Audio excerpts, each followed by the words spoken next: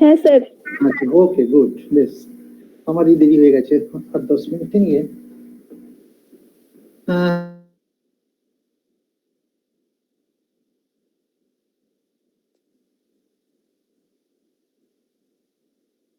Sir আপনার কথা শুনতে পাওয়া যাচ্ছে না।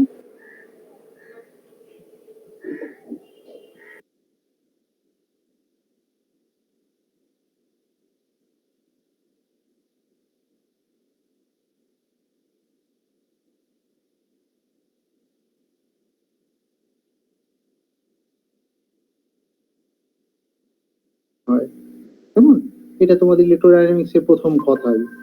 তো যাই হোক, কি হলো আবার, কি জয়েন করতে পারছে না নাকি, এরকম ব্যাপার আছে কি? ব্যাপার হলো,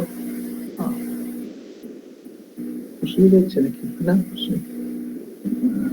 এনিওয়ে, যাই হোক, তা এরপরে আমি তোমাদের বলেছিলাম যে ঠিক আছে, যে আমরা ক্লাসিক্যাল মডেল, যেটা তোমরা ক্লাসিক্যাল ইলেকট্রোডাইনামিক্স আন্ডারে পড়েছো, কেমন, সেটাকে আমরা আপাতত বাদ দেব।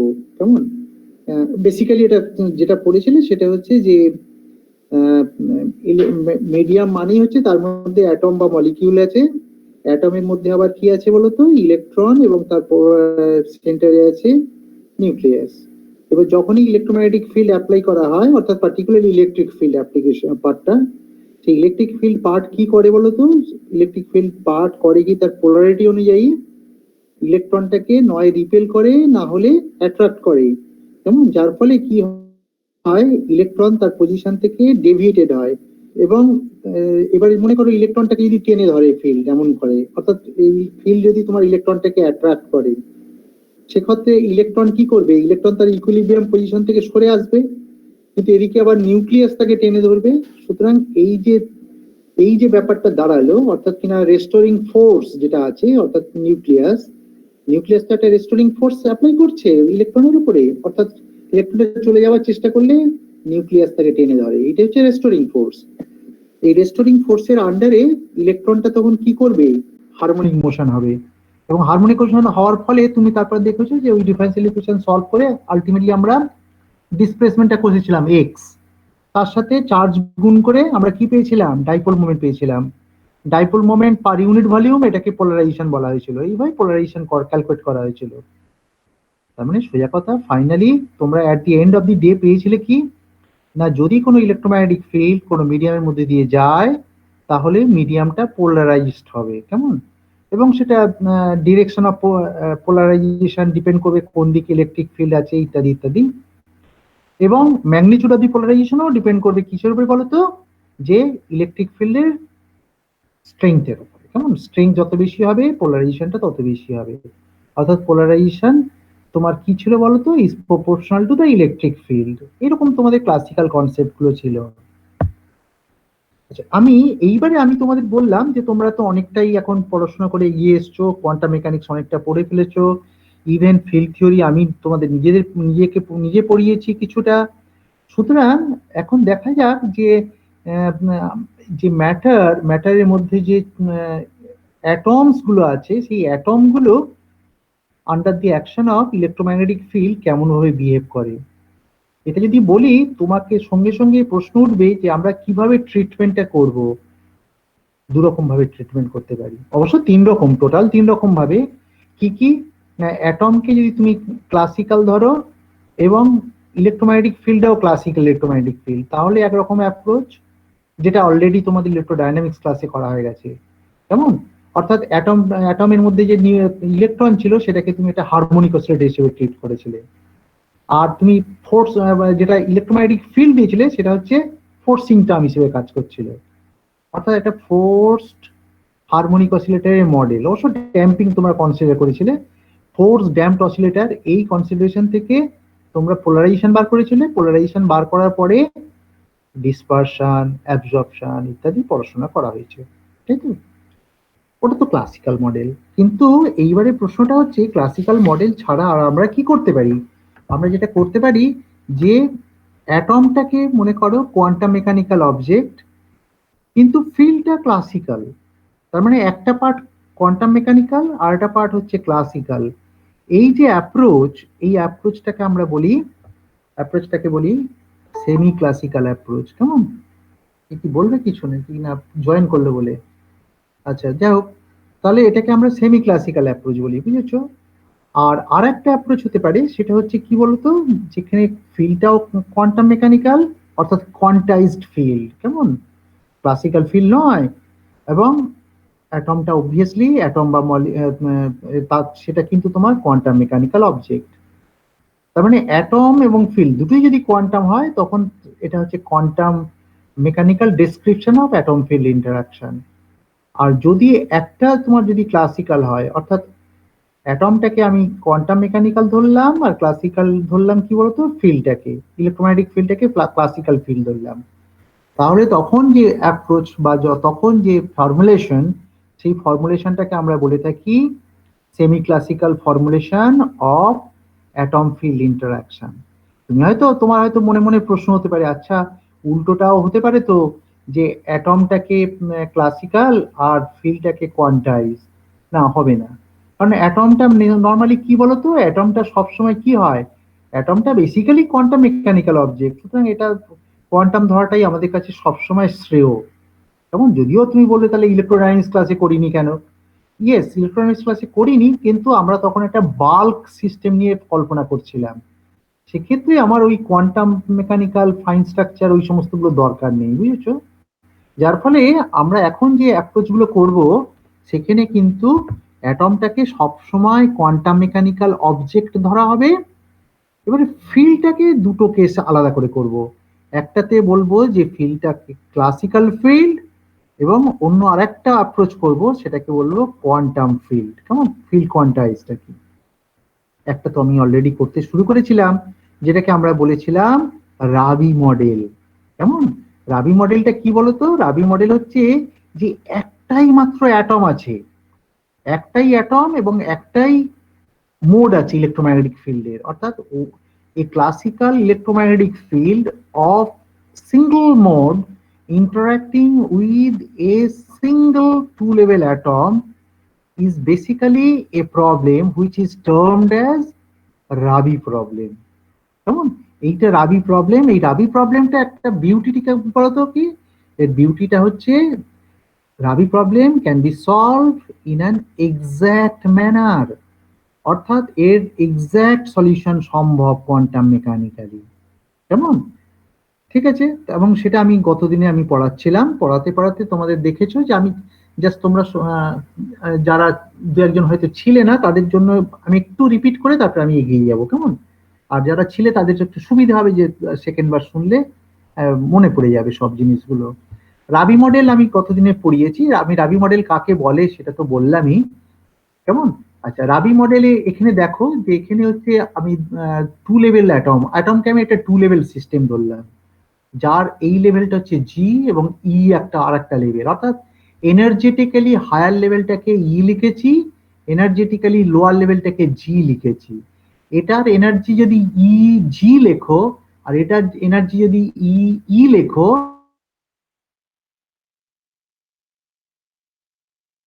Equal to cross H omega zero. তাহলে ওমেগা জিরো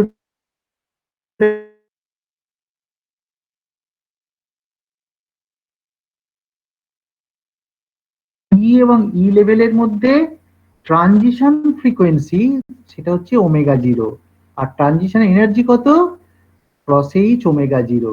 এবং গ্যাপটা তাহলে কত দুটো লেভেলের মধ্যে, ই ই মাইনাস ইজি, তাই না? অর্থাৎ এনার্জি, এটা তো এনার্জি লেভেলের মধ্যে গ্যাপ। কেমন, এবারে প্রশ্নটা হচ্ছে যে আমার তো এইরকম একটা টু লেভেল অ্যাটম আছে, দেখুন, যার একটা এই লেভেল অ্যাটম, এখানে একটা লেভেল আছে।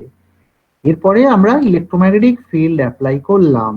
ইলেকট্রোম্যাগনেটিক ফিল্ড অ্যাপ্লাই করার অর্থ হলো ক্লাসিক্যাল ইলেকট্রোম্যাগনেটিক ফিল্ড। কেমন, ক্লাসিক্যাল ইলেকট্রোম্যাগনেটিক ফিল্ড তুমি কিভাবে ডেসক্রাইব করো, না, this is basically a solution of the Maxwell's equations.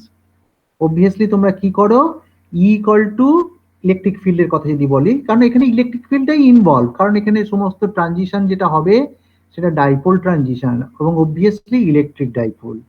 Electric dipole কার সাথে ইন্টারঅ্যাক্ট করে, যেটা হচ্ছে ইলেকট্রিক ফিল্ডের সাথে ইন্টারঅ্যাক্ট করে।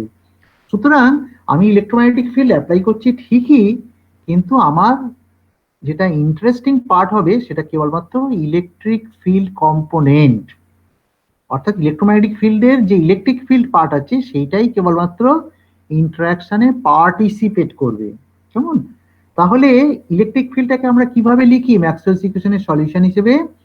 না, E equal to E0 e to the power I k dot r minus omega T. এটার অর্থ হলো এই যে electric field E as a function of R T, সেটা কত হয়? E0 হচ্ছে তোমার amplitude of the electric field, আর E to the power I k dot r minus omega T. তার মানে দুটো পার্ট আছে, স্পেস পার্ট, এটা time part. E to the power I k dot r এটা হচ্ছে স্পেস পার্ট, আর time পার্টটা কি আছে? E to the power minus I omega T. এইবারে স্পেস পার্টটাকে আমরা একটা কায়দা করে এটাকে অ্যাভয়েড করি। কি করে করি বলতো? যেটাকে আমরা বলি ডাইপোল অ্যাপ্রক্সিমেশন। ডাইপোল অ্যাপ্রক্সিমেশন মানে হচ্ছে E to the power I k dot r যে অংশটা আছে, অর্থাৎ স্পেস পার্ট। স্পেস পার্টে কি আছে? E to the power I k dot r। এটাকে যদি এক্সপান্ড করো তাহলে কি হবে? 1 plus I k dot r ইত্যাদি ইত্যাদি। কেমন? এই k dot r, k square r square, এই টার্মগুলো সব নেগলেক্ট করব, এবং এই নেগলেক্ট করাটাকেই বলা হচ্ছে ডাইপোল অ্যাপ্রক্সিমেশন। কেন বলো তো নেগলেক্ট করব? কারণ k ডট r এই যে ভ্যালুটা, এই ভ্যালুটা কত হতে পারে? মোটামুটি একটা গেস করতে পারো। r এর ম্যাগনিটিউড কত হতে পারে?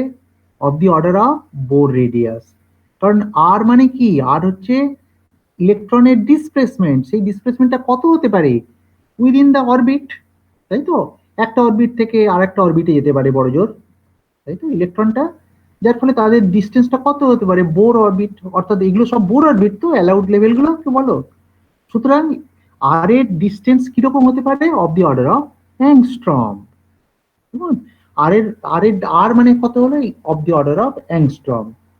কে ডট আর, কে এর ভ্যালু কত? কে কে তোমরা কি লেখো? কে কে লেখো তোমরা 2 পাই বাই লামডা, তাই না? লেখো K equal to 2 pi by lambda লেখো। আচ্ছা, লামডা, লামডা বস্তুটি কি? লামডা হচ্ছে wavelength. Wavelength, wavelength তোমরা বুঝতেই পারছো। ওয়েভ লেংথ তোমাদের একটা এক্সাম্পল হিসেবে তোমরা জানো যে সোডিয়ামের wavelength, for example sodium আলোর ওয়েভ লেংথ কত? 6000 অ্যাংস্ট্রম। তার মানে 6000 অ্যাংস্ট্রম। বুঝতেই পারছো যে এটা কত হচ্ছে? তার মানে 6000 অ্যাংস্ট্রম হওয়ার অর্থ হলো, আচ্ছা লামডা আপনার তাহলে কি 2 পাই বাই লামডা এটাই করবে তো? 6000 আর ওটা 10 টু দি পাওয়ার মাইনাস 8, তাই না? 10 to the power minus 8 angstrom. যেহেতু এটা কে ডট আর যখন ক্যালকুলেট করবে তখন দেখবে কত হলো? Actually 10 to the power minus 8 উপরে গেলে 10 টু দি পাওয়ার কত হলো? 5 হলো। সরি, 10 টু দি পাওয়ার 8 হলো উপরে গেলে, আর নিচে 6000 দিয়ে ভাগ করবে, তাই তো? তাহলে 3টে শূন্য কেটে যাবে, তাহলে পড়ে থাকবে ওপরে 10 টু দি পাওয়ার 5, নিচে 6। আমার কথাটা বুঝতে পারলে তোমরা? তাহলে আমি আবার বলছি 2 পাই বাই লামডা, তাই তো? লামডার বদলে তুমি কি লিখছো? 6000 অ্যাংস্ট্রম লিখছো, তাই তো? 6000 অ্যাংস্ট্রম মানে কত? 6 ইন্টু 10 টু দি পাওয়ার, জায়গায় আমি 6000 ইন্টু 10 পাওয়ার মাইনাস 8 থাকলো। 10 টু দি পাওয়ার মাইনাস 8 ওপরে চলে গেল, তারপরে 10 টু দি পাওয়ার 8 হলো, নিচে 6000, তাই তো? এবারে 3টে শূন্য কেটে দাও, তাহলে ওপরে কত রইলো? ওপরে রইলো তোমার 10 টু দি পাওয়ার 5 বাই 6 রইলো নিচে। সঙ্গে আর আছে। আর কত বলেছি তোমাদের? আর বলেছি কত? Of the order of angstrom, অর্থাৎ ওপরে 10 টু দি পাওয়ার মাইনাস 8। কেমন?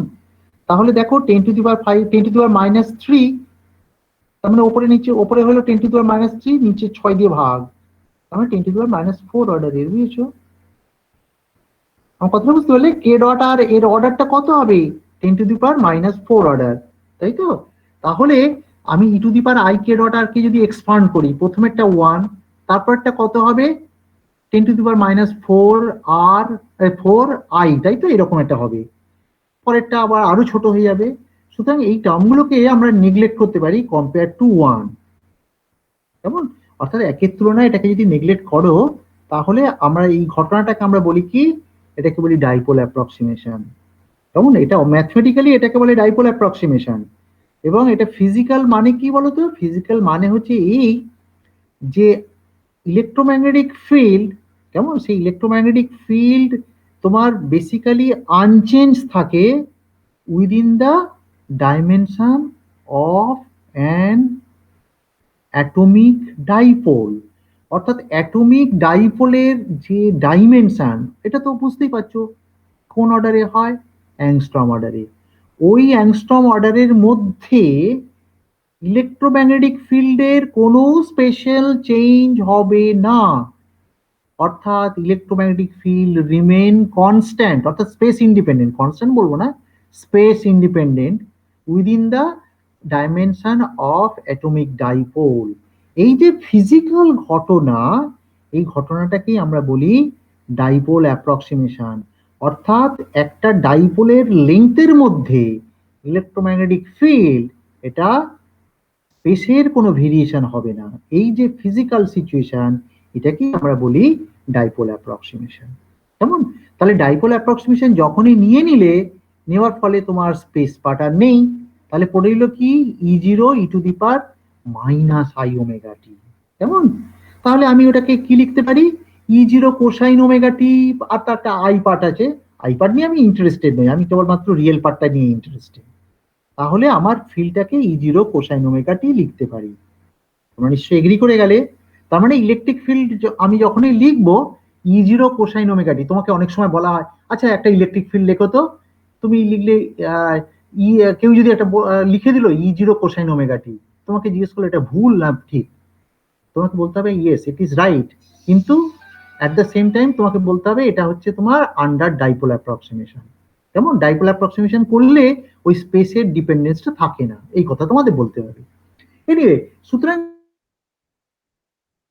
E0 কোসাইন ওমেগা টি, এটা লেখা মানে হচ্ছে আমি ডাইপোল অ্যাপ্রক্সিমেশন নিয়েছি। অ্যাপ্রক্সিমেশন নিলে তবে E0 কোসাইন ওমেগা টি হবে। তাহলে আমার বুঝতে পারছো, তার মানে ক্লাসিক্যাল ফিল্ড, এটা তো classical field, E0 cosine omega টি।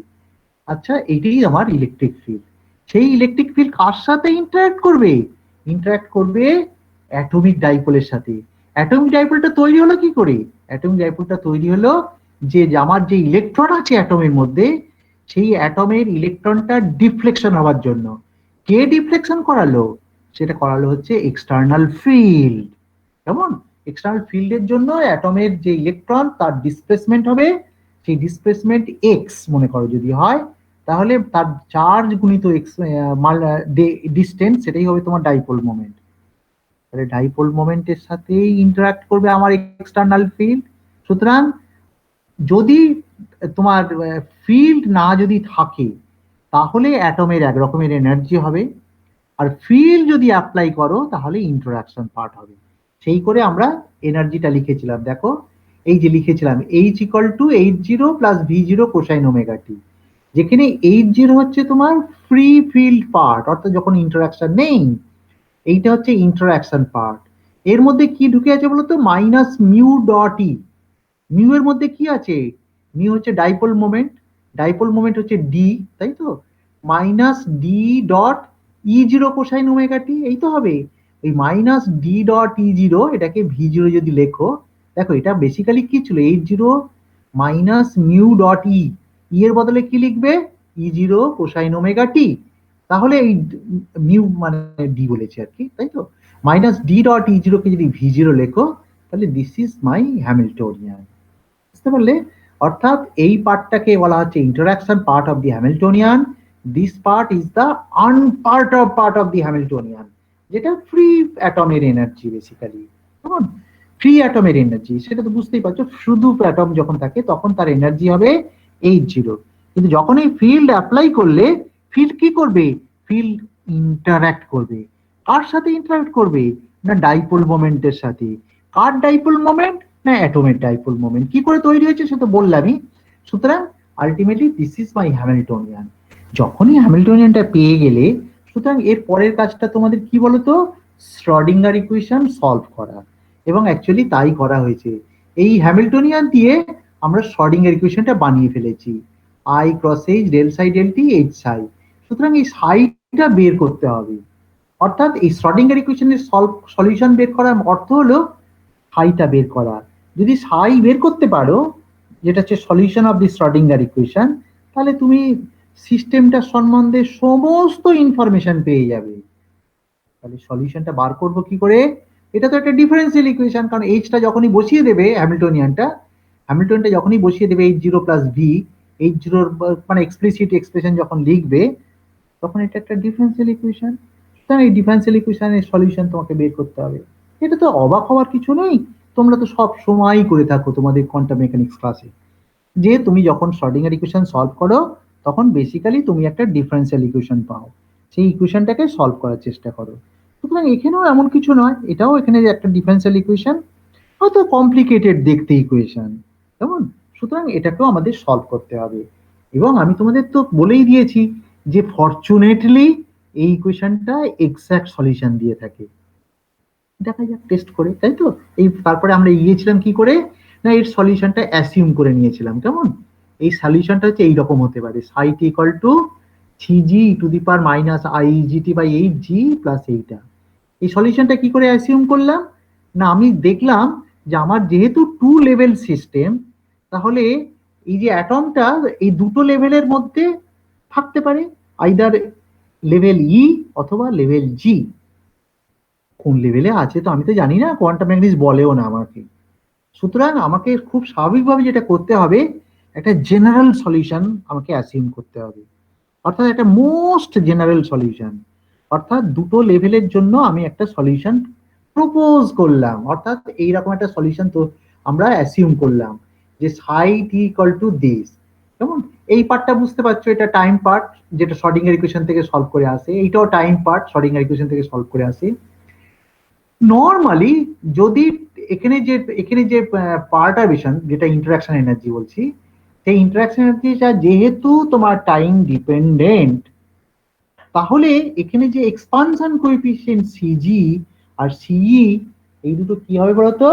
টাইম ডিপেন্ডেন্ট কোএফিসিয়েন্ট হবে। এগুলো তো আমি তোমাদের টাইম ডিপেন্ডেন্ট পার্টারবিশন থিওরি পড়াবার সময় বলেছি, কেমন?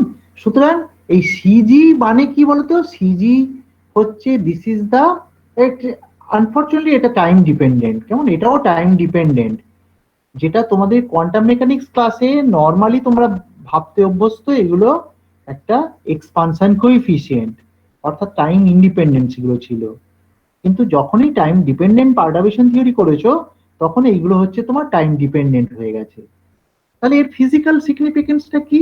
ফিজিক্যাল সিগনিফিকেন্স হচ্ছে সিজিটি, দিস ইজ কল্ড is probability amplitude of getting the atom in the G state, আর CET মানে কি? This is the probability amplitude of getting the atom in the E state।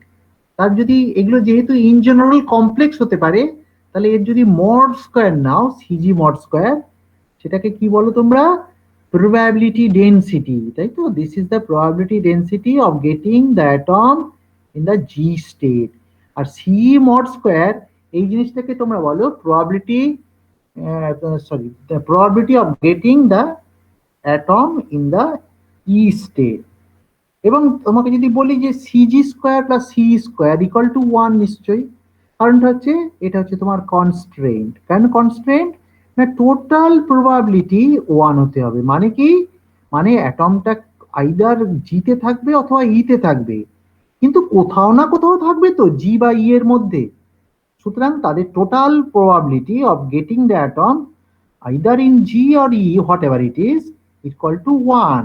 এটাকেই তোমরা বলো নর্মালাইজেশন কন্ডিশন, তাই তো? অর্থাৎ এটা নর্মালাইজেশনের জন্য এটাকে 1 হতেই হবে। কার নর্মালাইজেশন? না এই যে প্রবাবিলিটি করছো তারই নর্মালাইজেশন, কেমন?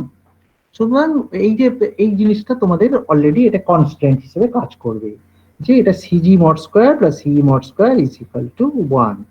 বেশ, আমি তো এইটা সলিউশনটা যেহেতু অ্যাসিউম করলাম, সলিউশনটা অ্যাসিউম করার অর্থ হলো এই সলিউশনটা এই ইকুয়েশনটাকে স্যাটিসফাই করবে। তারপরে আমি কি করেছিলাম? আমি বলেছিলাম যে একটু ক্যালকুলেশন তোমাদের দেখিয়েছিলাম বোধহয়, আমি আর ক্যালকুলেশনটা আমি আর দেখাচ্ছি না আজকে, তো অলরেডি আমি দেখিয়েছি তো কালকের দিনে।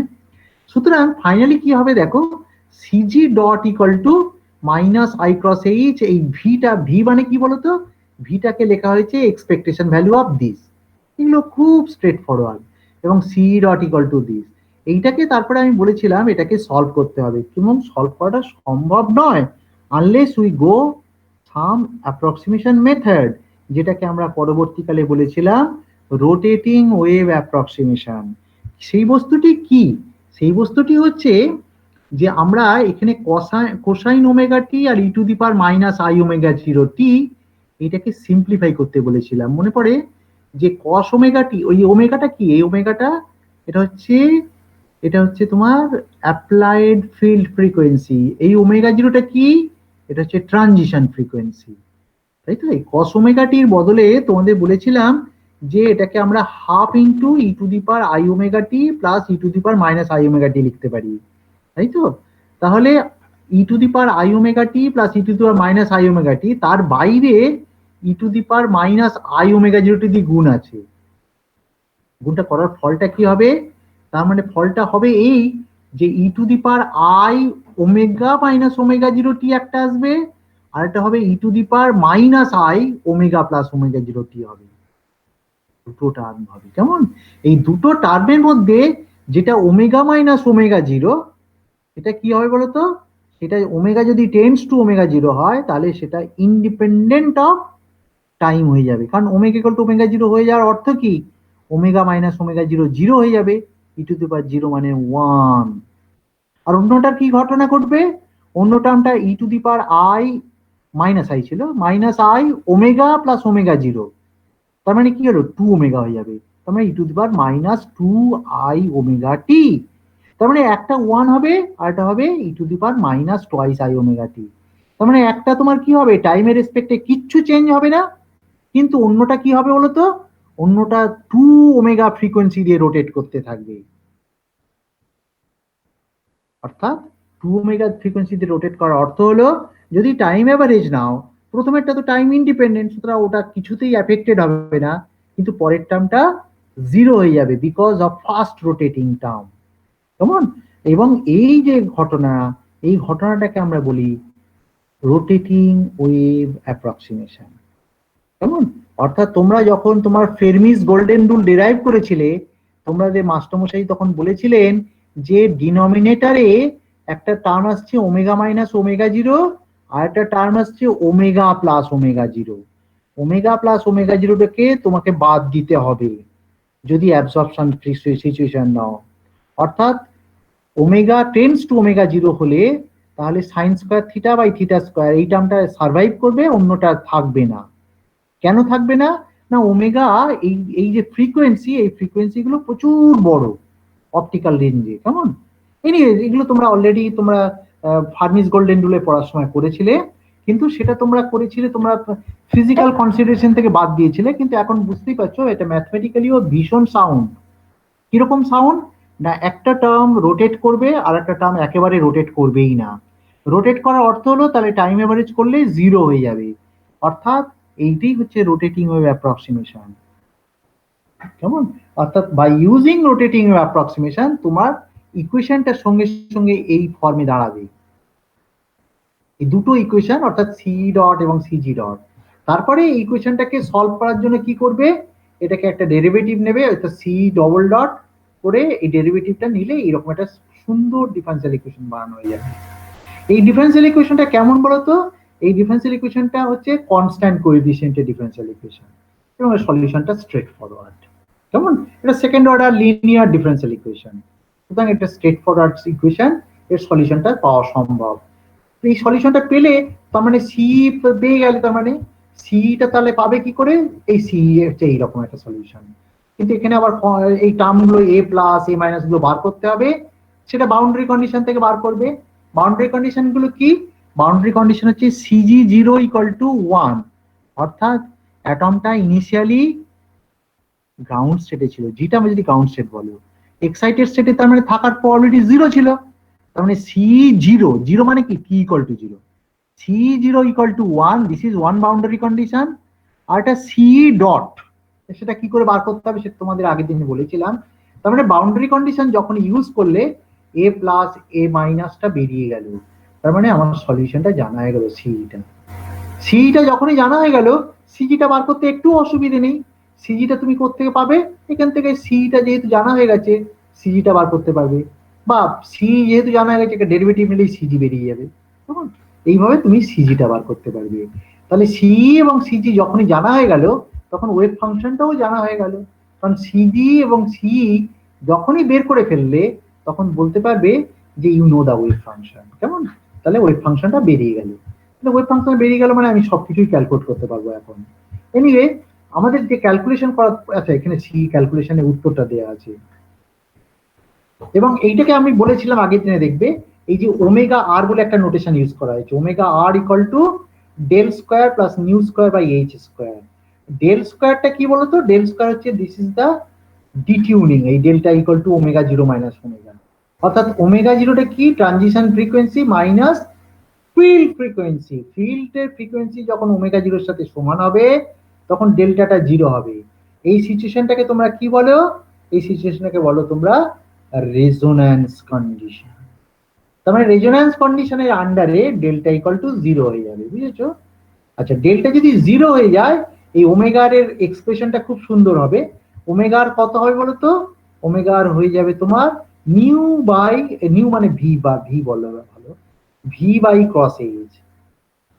কেমন?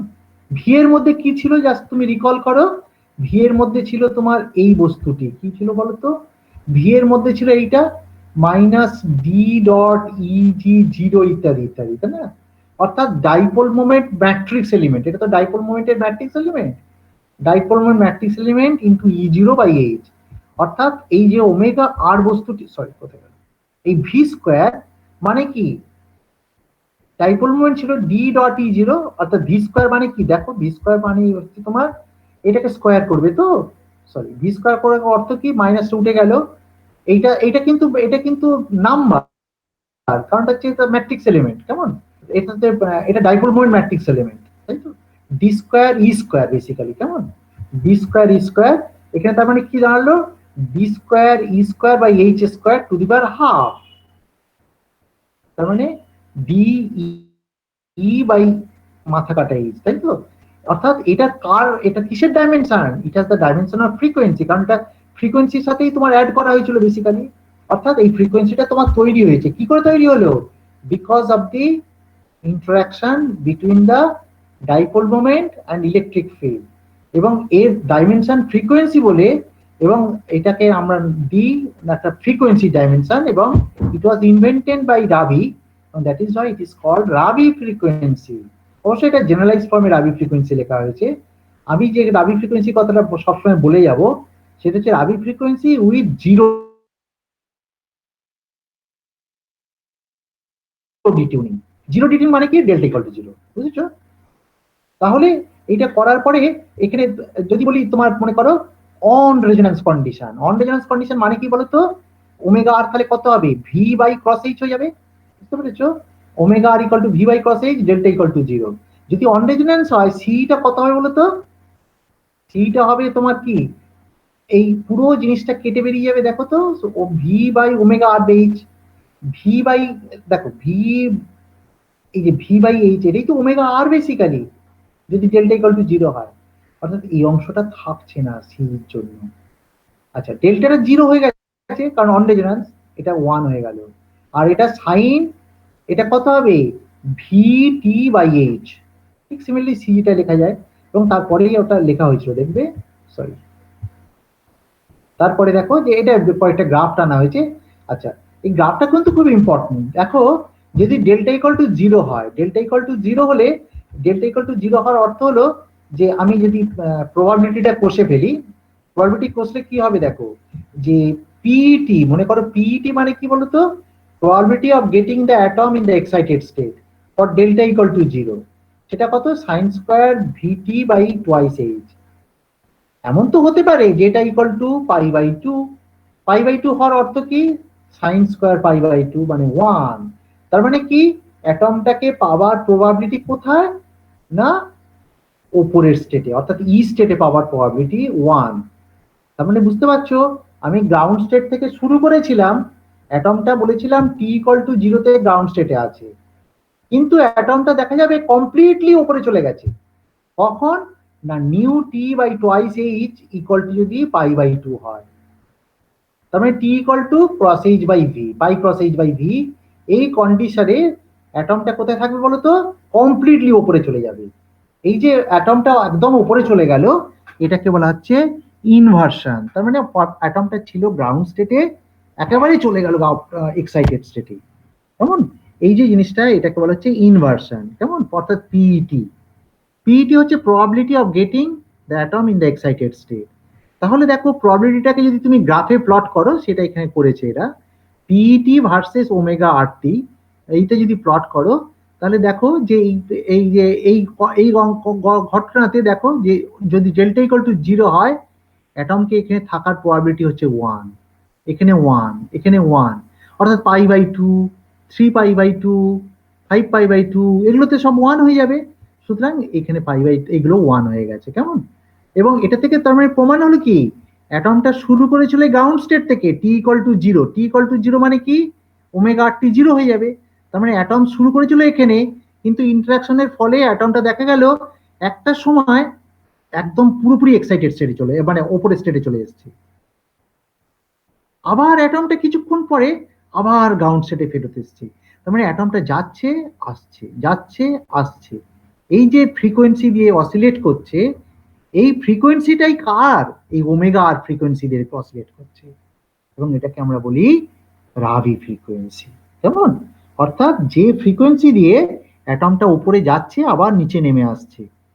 তুমি বলবে এই নিচে নামা ওঠা কি কতক্ষণ চলবে? Yes, that is a valid question. এটা অনন্তকাল ধরে চলবে। কারণটা কি? কারণটা হচ্ছে এখানে কোনো রকম ড্যাম্পিং নেই, যে কোনো ড্যাম্পিং নেই। সুতরাং এটা কি করবে, এটা যখন কিছু সময় পরে এখানে আসবে, আবার তারপরে এখানে চলে আসবে, আবার কিছু সময় পরে 1-এ চলে যাবে, আবার আসবে। সুতরাং atom will go up and will be coming down, অর্থাৎ atom will be flip up and flop down. এবং এই যে ফ্লিপিং এবং ফ্লপিং, এই যে ফ্রিকোয়েন্সি দিয়ে করবে, সেটাই হচ্ছে তোমার রাভি ফ্রিকোয়েন্সি। এইটা বলে তারপরে আমি বলেছিলাম যে কোন কন্ডিশনে পালস গুলো হবে। এটা ইনভার্সন কাকে বলে সেটা আমি বলেছিলাম। ইনভার্সনটা হচ্ছে কিরকম বলতো, যে probability of getting the atom in the excited state minus the probability of getting the atom in the ground state. যদি পজিটিভ হয়, তাহলে বুঝতে পারছো অ্যাটমটা উপরের দিকে থাকার সম্ভাবনা বেশি, এবং তার মানে ইনভার্সন হয়ে গেছে। আর যদি নেগেটিভ হয়, তাহলে ইনভার্সন নয়। তার মানে ডব্লিউ যে ইনভার্সন ডেফিনিশন দেওয়া হলো, ইনভার্সনের ডেফিনিশন হচ্ছে পিইটি মাইনাস পিজিটি। এই ইনভার্সনটাকে আমরা এইভাবে লিখতে পারি, W equal to minus cosine nu t by H. কেমন? এইটাকে কখনো বা 1 হতে পারে, পজিটিভ 1 হতে পারে, কখনো বা নেগেটিভ 1 হতে পারে। কখন পজিটিভ 1 হবে? যখন cosine nu t by H positive 1 হবে, তখন ডব্লিউটা নেগেটিভ। আর যখন এটা নেগেটিভ 1 হবে, তখন ডব্লিউটা পজিটিভ। ডব্লিউটা পজিটিভ হওয়ার অর্থ কি বলতো? ডব্লিউটা পজিটিভ শুধু তাই না, 1 হয়ে যাচ্ছে। পজিটিভ 1 হওয়ার অর্থ কি? এইটার বিয়োগফল 1 মানে কি? এটাকে 0 হতেই হবে, কারণ পি তো 1-এর চেয়ে বেশি হতে পারবে না। এটা তো প্রবাবিলিটি ডেনসিটি। কেমন? তার মানে পিইটি তখন 1, পিইটি যখন 1, তখন ডব্লিউ 1। বুঝতে পেরেছো? আমার কথাটা বুঝতে পারলে? পিইটি যদি 1 হয়, তাহলে ডব্লিউ তখন 1 হবে, তাই তো?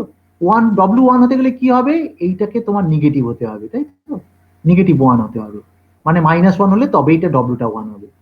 আবার ডব্লিউটা যদি নেগেটিভ 1 হয়, নেগেটিভ 1 হতে গেলে কি হবে? এটাকে 0 হতে হবে, এটাকে 1 হতে হবে, তাই তো? তাহলে সেক্ষেত্রে কি হবে? এইটাকে তোমার কি হতে হবে? পজিটিভ 1 হলেই হবে। তো তোমরা সেটা বুঝতেই পারছো, যে ফাংশন ফর্ম থেকে বুঝতে পারছো। তবে এটা কখনো বা পজিটিভ 1 হতে পারে, কখনো বা নেগেটিভ 1 হতে পারে। যদি ডব্লিউটিটা যদি পজিটিভ 1 হয়, তখন বলবে ইনভার্সন, এবং যদি নেগেটিভ 1 হয়, তখন আর ইনভার্সন বলতে পারবে না। কেমন? এটাকে টোটালি ইনভার্সন বলা হচ্ছে, অর্থাৎ পজিটিভ ইনভার্সন, নেগেটিভ ইনভার্সন। কেমন?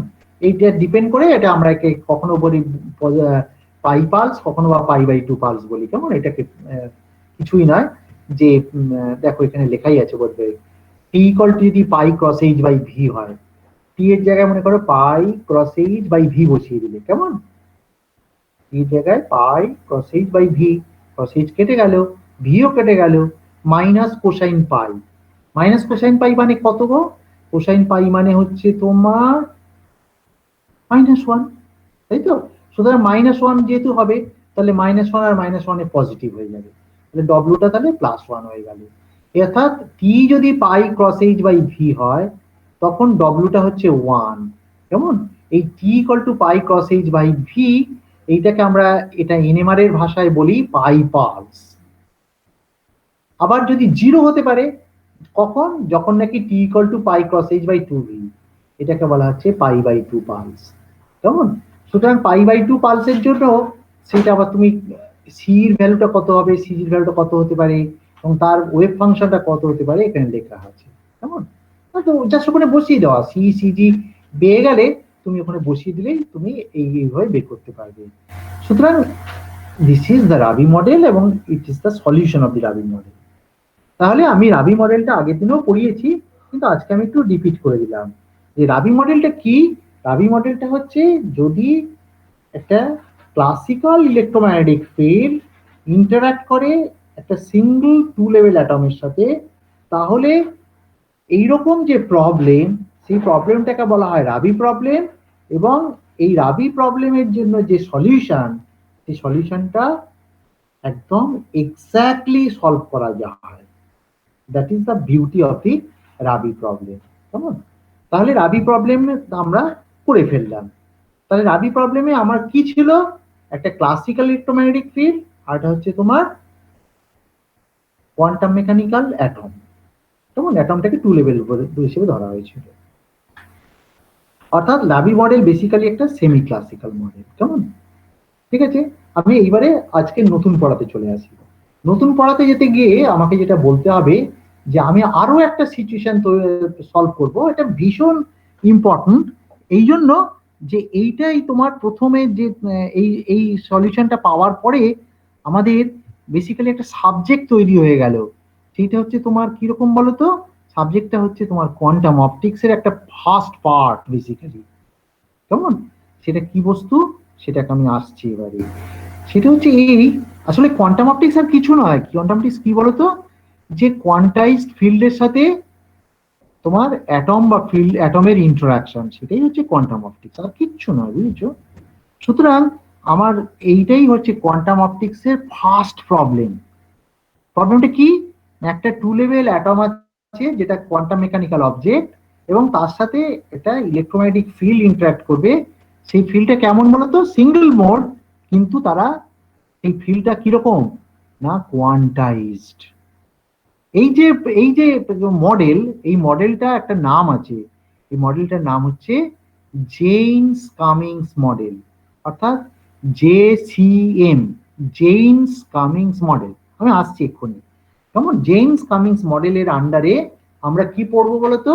আমরা পড়বো অ্যাটম এবং ফিল্ড, এদের দুজনের ডেসক্রিপশনই কিন্তু কোয়ান্টাম মেকানিক্যাল, যেখানে অ্যাটমটাকে কোয়ান্টাম মেকানিক্যাল অবজেক্ট ধরবো আর ফিল্ডটাকে কোয়ান্টাইজড ইলেকট্রোম্যাগনেটিক ফিল্ড ধরবো, কেমন? বেশ, তাহলে চলে আসি। ইলেকট্রোম্যাগনেটিক ফিল্ডের কোয়ান্টাইজেশন আমরা অলরেডি করে ফেলেছি, সুতরাং ইন্টারাকশনটা করতে পারবো। তোমাদের হাফ মিনিট ব্রেক নিয়ে তারপরে আমি শুরু করছি। তোমরা দেখো কোনো প্রশ্ন থাকলে জিজ্ঞাসা করতে পারো, কেমন? তারপরে আমি জেমস কামিংস মডেলে আসছি। দেখি কি কি করে কোশ্চেন। আচ্ছা, এইগুলো যদিও গতদিনে পড়িয়েছি, কিন্তু তোমাদের যদি কোশ্চেন থাকে, যারা গতদিনে ছিলে তারা নিশ্চয়ই বুঝতে গিয়ে যদি অসুবিধা হয়ে থাকে আমাকে জিজ্ঞেস করতে পারো। আমি তাহলে এখন কোশ্চেনের উত্তর দিয়ে তারপরেই বলবো, কেমন? আমার মনে হয় আমি খুব ফাস্ট পড়াচ্ছি না, আশা করি খুব আস্তেই পড়াচ্ছি। তবুও মানে আমি জানি যে তোমাদের হয়তো অসুবিধা হচ্ছে বুঝতে। অসুবিধা হলেও তোমরা আমাকে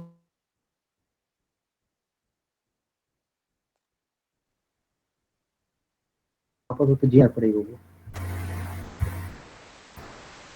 এনি কোশ্চেন? রাজেশকে আগে দেখতে পাচ্ছি।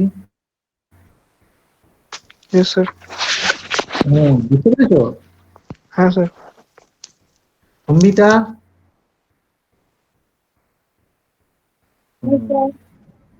হ্যাঁ, তুমি গতদিনে ছিলে না? ছিলাম তো। ছিলে, আচ্ছা বেশ, ঠিক আছে। বুঝতে পেরেছো আজকে? আরো ভালো করে বুঝে যাওয়া উচিত। আচ্ছা, দীপিকা? আচ্ছা, দীপিকা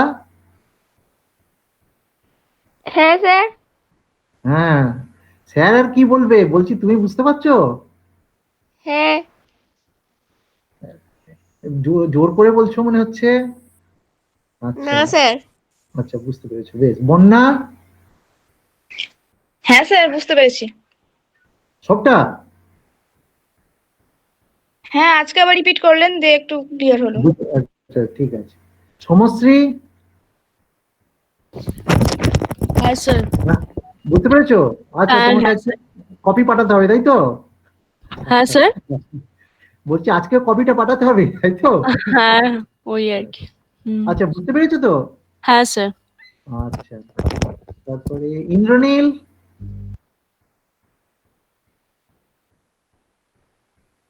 ইন্দ্রনীল,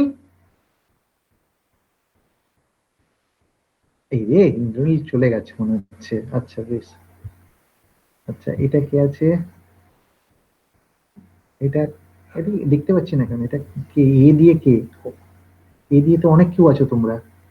আরে, নামটা কোথায় গেল? অভিনন্দা নাকি এটা? আচ্ছা, তার নামের লিস্টটা কোথায় গেল আমার কাছে? এ দিয়ে অভিনন্দা রয়েছে। আচ্ছা, অভিনন্দা, হ্যাঁ স্যার। বুঝতে পেরেছো? হ্যাঁ স্যার, বুঝতে পেরেছি। আচ্ছা, আর একটা এস দিয়ে আছে, এস মানে সম্বিতা মনে হচ্ছে। হ্যাঁ, সম্বিতা,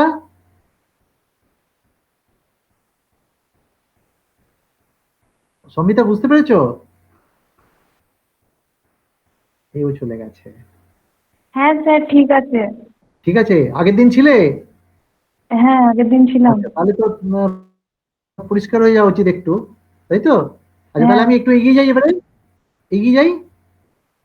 আজকের দিনটা পড়াই তাহলে, আজকের জিনিসটা, কেন আমি তো আজকেরটা পড়াইনি এখনো। ও মা, 1 ঘন্টা হয়ে গেল তো প্রায়, কি? আচ্ছা বেশ, ঠিক আছে, আমি এবারে পড়াই জেমস কামিংস মডেল, কেমন?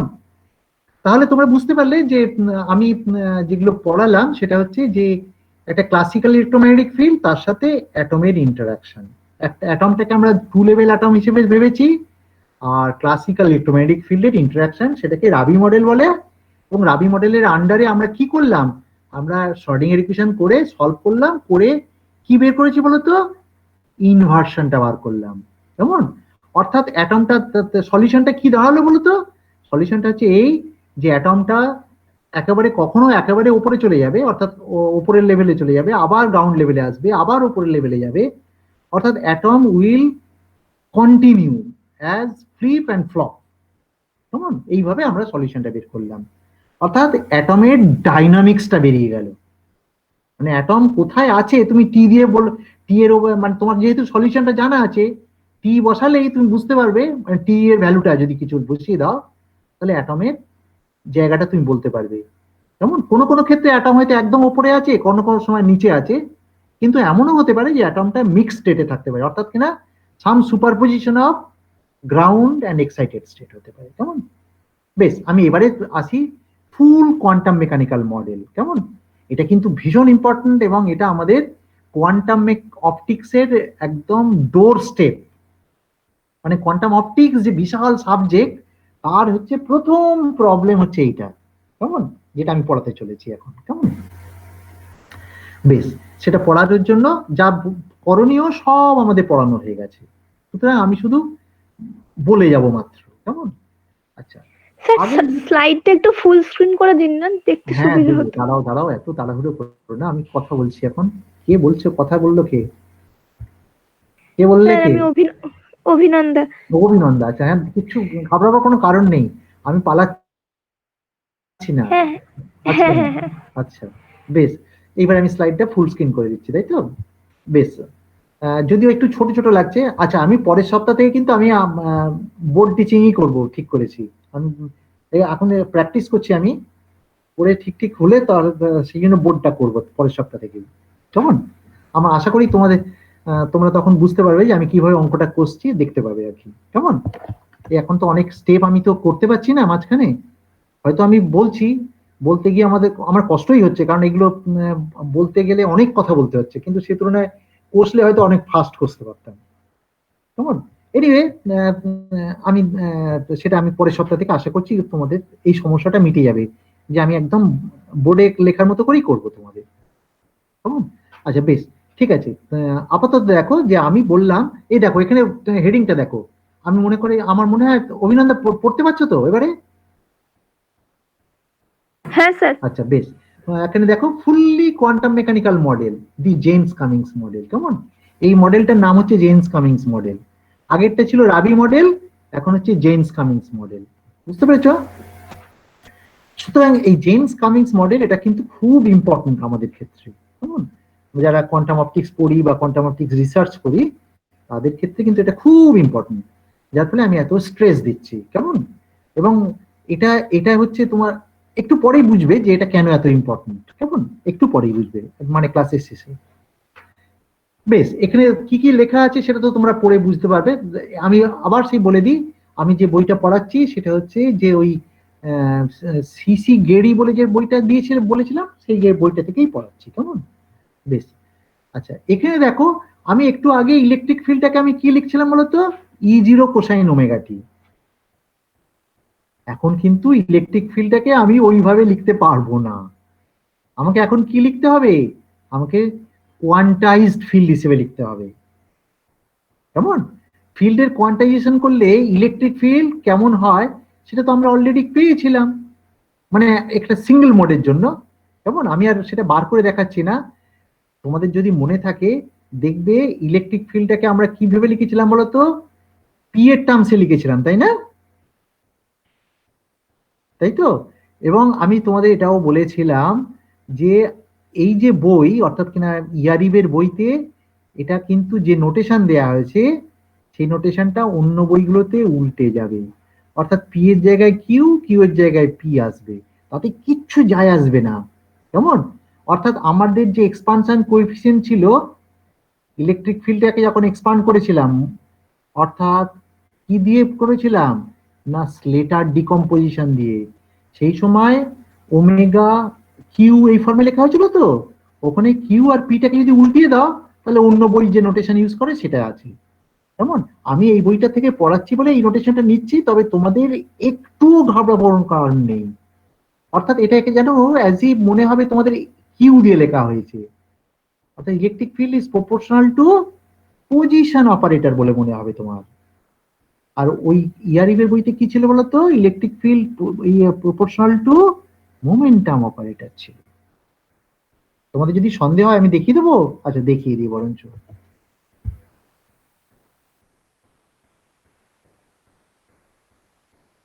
কোথায় আছে ফিল্ড কোয়ান্টাইজেশন? ফিল্ড কোয়ান্টাইজেশন ইয়ারিব কোয়ান্টাম ফিল্ড কোয়ান্টাইজেশন কোথায় রে বাবা? ফোটন নাম্বার ডিস্ট্রিবিউশন, এইটাতে আছে, রাইট। আচ্ছা,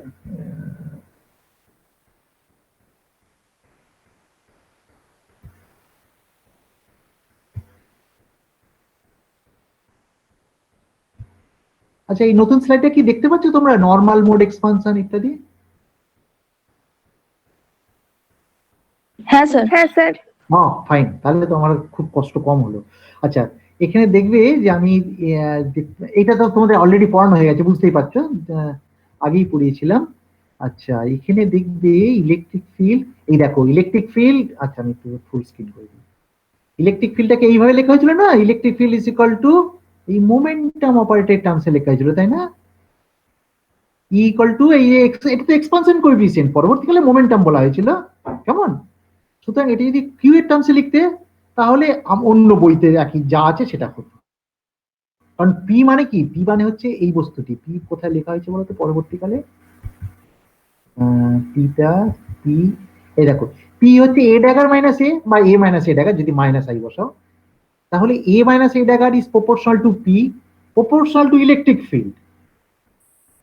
কার কার কার জন্য? যদি আমি ইয়ারি পড়াই, কেমন? কিন্তু আমি পড়াচ্ছি যেহেতু গেরি, গেরিতে দেখো এ প্লাস এ ড্যাগার ফর্মে থাকবে, কেমন? অর্থাৎ প্রপোর্শনাল টু কিউ লেখা আছে। এই নোটেশনটাই কিন্তু বেশিরভাগ, মানে গেরি যে বইটা নিয়ে ইউজ করছে সেটা বেশিরভাগ বইতেই তাই আছে, কেমন? আচ্ছা যদি মনে করো ইলেকট্রোম্যাগনেটিক ফিল্ডটা জেড ডিরেকশনে প্রপাগেট করে, সেটা তাহলে আমি আগের দিনে হয়তো তোমাদের বলেছিলাম। ইয়েস, ইলেকট্রিক ফিল্ড দেখো এরকম ফর্মে লেখা যায়, electric field A dagger minus A sine K Z. আমার কথাটা ভালো করে বোঝার চেষ্টা করো। এখানে যদি সিঙ্গেল মোড হয় আর এল লেখার দরকার নেই, কেমন? সিঙ্গেল মোড যদি নাও মাইনাস আই, এই ভেক্টর কম্পোনেন্ট দেওয়ার দরকার নেই, কেমন? অর্থাৎ কিনা cos h omega by V to the power half A dagger minus A sine K Z. আমি যে এখন বইটা ফলো করব সেটা কিন্তু এ প্লাস এ ড্যাগার থাকবে, কেমন? এটাতে তোমাদের কোনো টেনশন হওয়ার দরকার নেই, কেমন? এটা তোমরা আপাতত অ্যাকসেপ্ট করো, এটা কিচ্ছু অসুবিধা নেই, কেমন? এটার মধ্যে কোনো ভুল নেই, নোটেশনের একটু চেঞ্জ হয়ে গেছে কারণ একটা বই থেকে আরেকটা বইতে যাওয়ার জন্য, কেমন? তাহলে আমি কি লিখবো বলতো ইলেকট্রিক ফিল্ডের জন্য? এই actually cross H omega by V epsilon A plus A dagger sine K Z, যদি জেড ডিরেকশনে প্রপাগেট করে। কে জেড ডিরেকশনে প্রপাগেট করে? Electromagnetic field.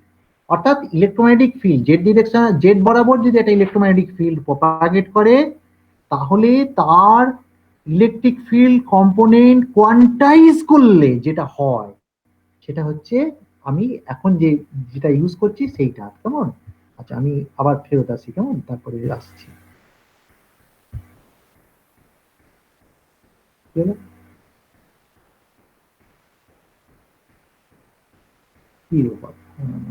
ফিল্ড কোয়ান্টাইজেশন তো আমি নেবো না। আচ্ছা ফিল্ড কোয়ান্টাইজেশন তাহলে আমি দেখো, ও ভেরি গুড, বেশ।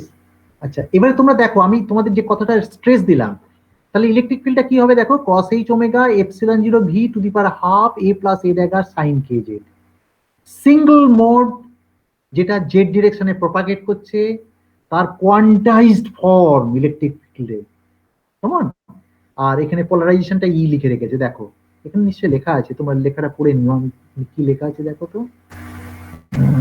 জেড ডিরেকশন, এনিওয়ে কোথাও একটা লিখছে লেখা থাকবে, জেড ডিরেকশনে প্রপাগেট করে যখন তখন এইভাবেই ফিল্ড হবে। তোমরা এটা এগ্রি করছো, করার পরে এগিয়ে যাচ্ছি আমি, কেমন?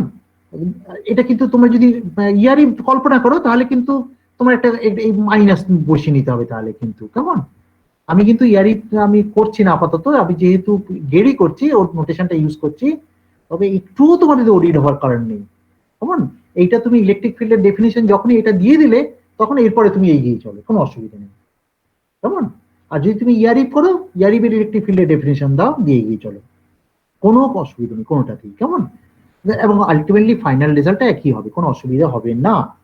এনিওয়ে একটু পরেই বুঝবে কেন অসুবিধা হবে না, কারণটা হচ্ছে তুমি অঙ্কটা একটু ডেভেলপ করলেই বুঝবে যে আমাদের কিচ্ছু হবে না তাতে, কেমন? বেশ, তোমরা এগ্রি করলে এটা হচ্ছে আমাদের কোয়ান্টাইজ ফিল্ডের এক্সপ্রেশন, কেমন? তাহলে আমার এবার উদ্দেশ্য কি হবে বলতো? উদ্দেশ্য হচ্ছে হ্যামিল্টনিয়ানটা লেখা, কেমন? হ্যামিল্টনটা লিখে ফেলি চট করে। বেশ, দেখো হ্যামিল্টনটা কি, মাইনাস ডি ডট ই, তাই না? Minus D dot E, D হচ্ছে কি বলতো? ডি হচ্ছে তোমার ডাইপোল মোমেন্ট অপারেটর, তাই তো?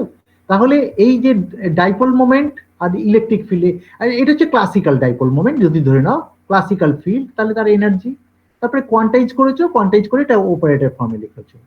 আচ্ছা এর মধ্যে কয়েকটা স্টেপ আছে, কি বলতো? মাইনাস ডি ডট ই, এই যে বস্তুটি অর্থাৎ ওই ডি এপসিলন এগুলো সব মিলিয়ে ডি হয়ে গেছে, বুঝেছো?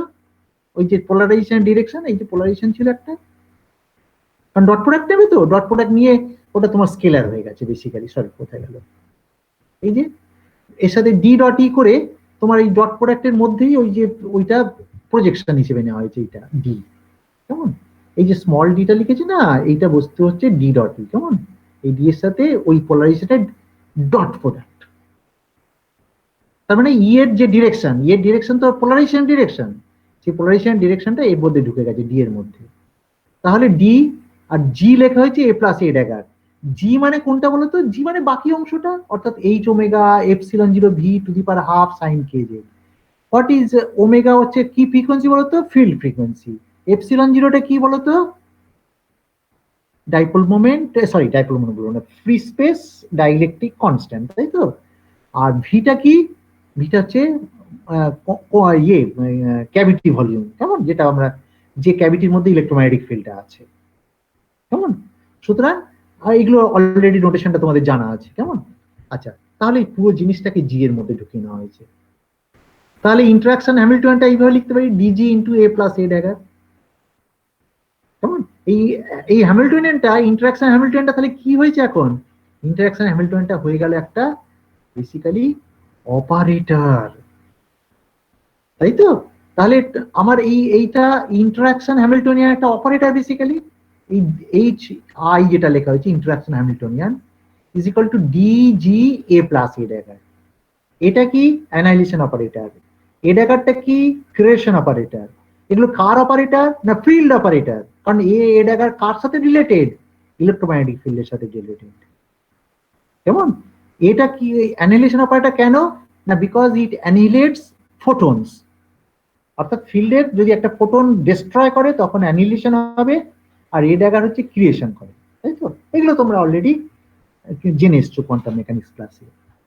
বেশ, তাহলে এইটা আমাকে সলভ করতে হবে, এই ইন্টারাকশন হ্যামিল্টনিয়ানটাকে। তোমাদের কাছে পরিষ্কার প্রবলেমটা? আমার উদ্দেশ্যটা আগে জানতে হবে, তারপরে আমি এগোবো, না হলে তো বুঝতে পারবো না। আমি কি করলাম? আমি বললাম যে কোয়ান্টাইজড ইলেকট্রোম্যাগনেটিক ফিল্ডের সাথে ইন্টারাকশন করতে হবে টু লেভেল সিস্টেমের, ঠিক আছে।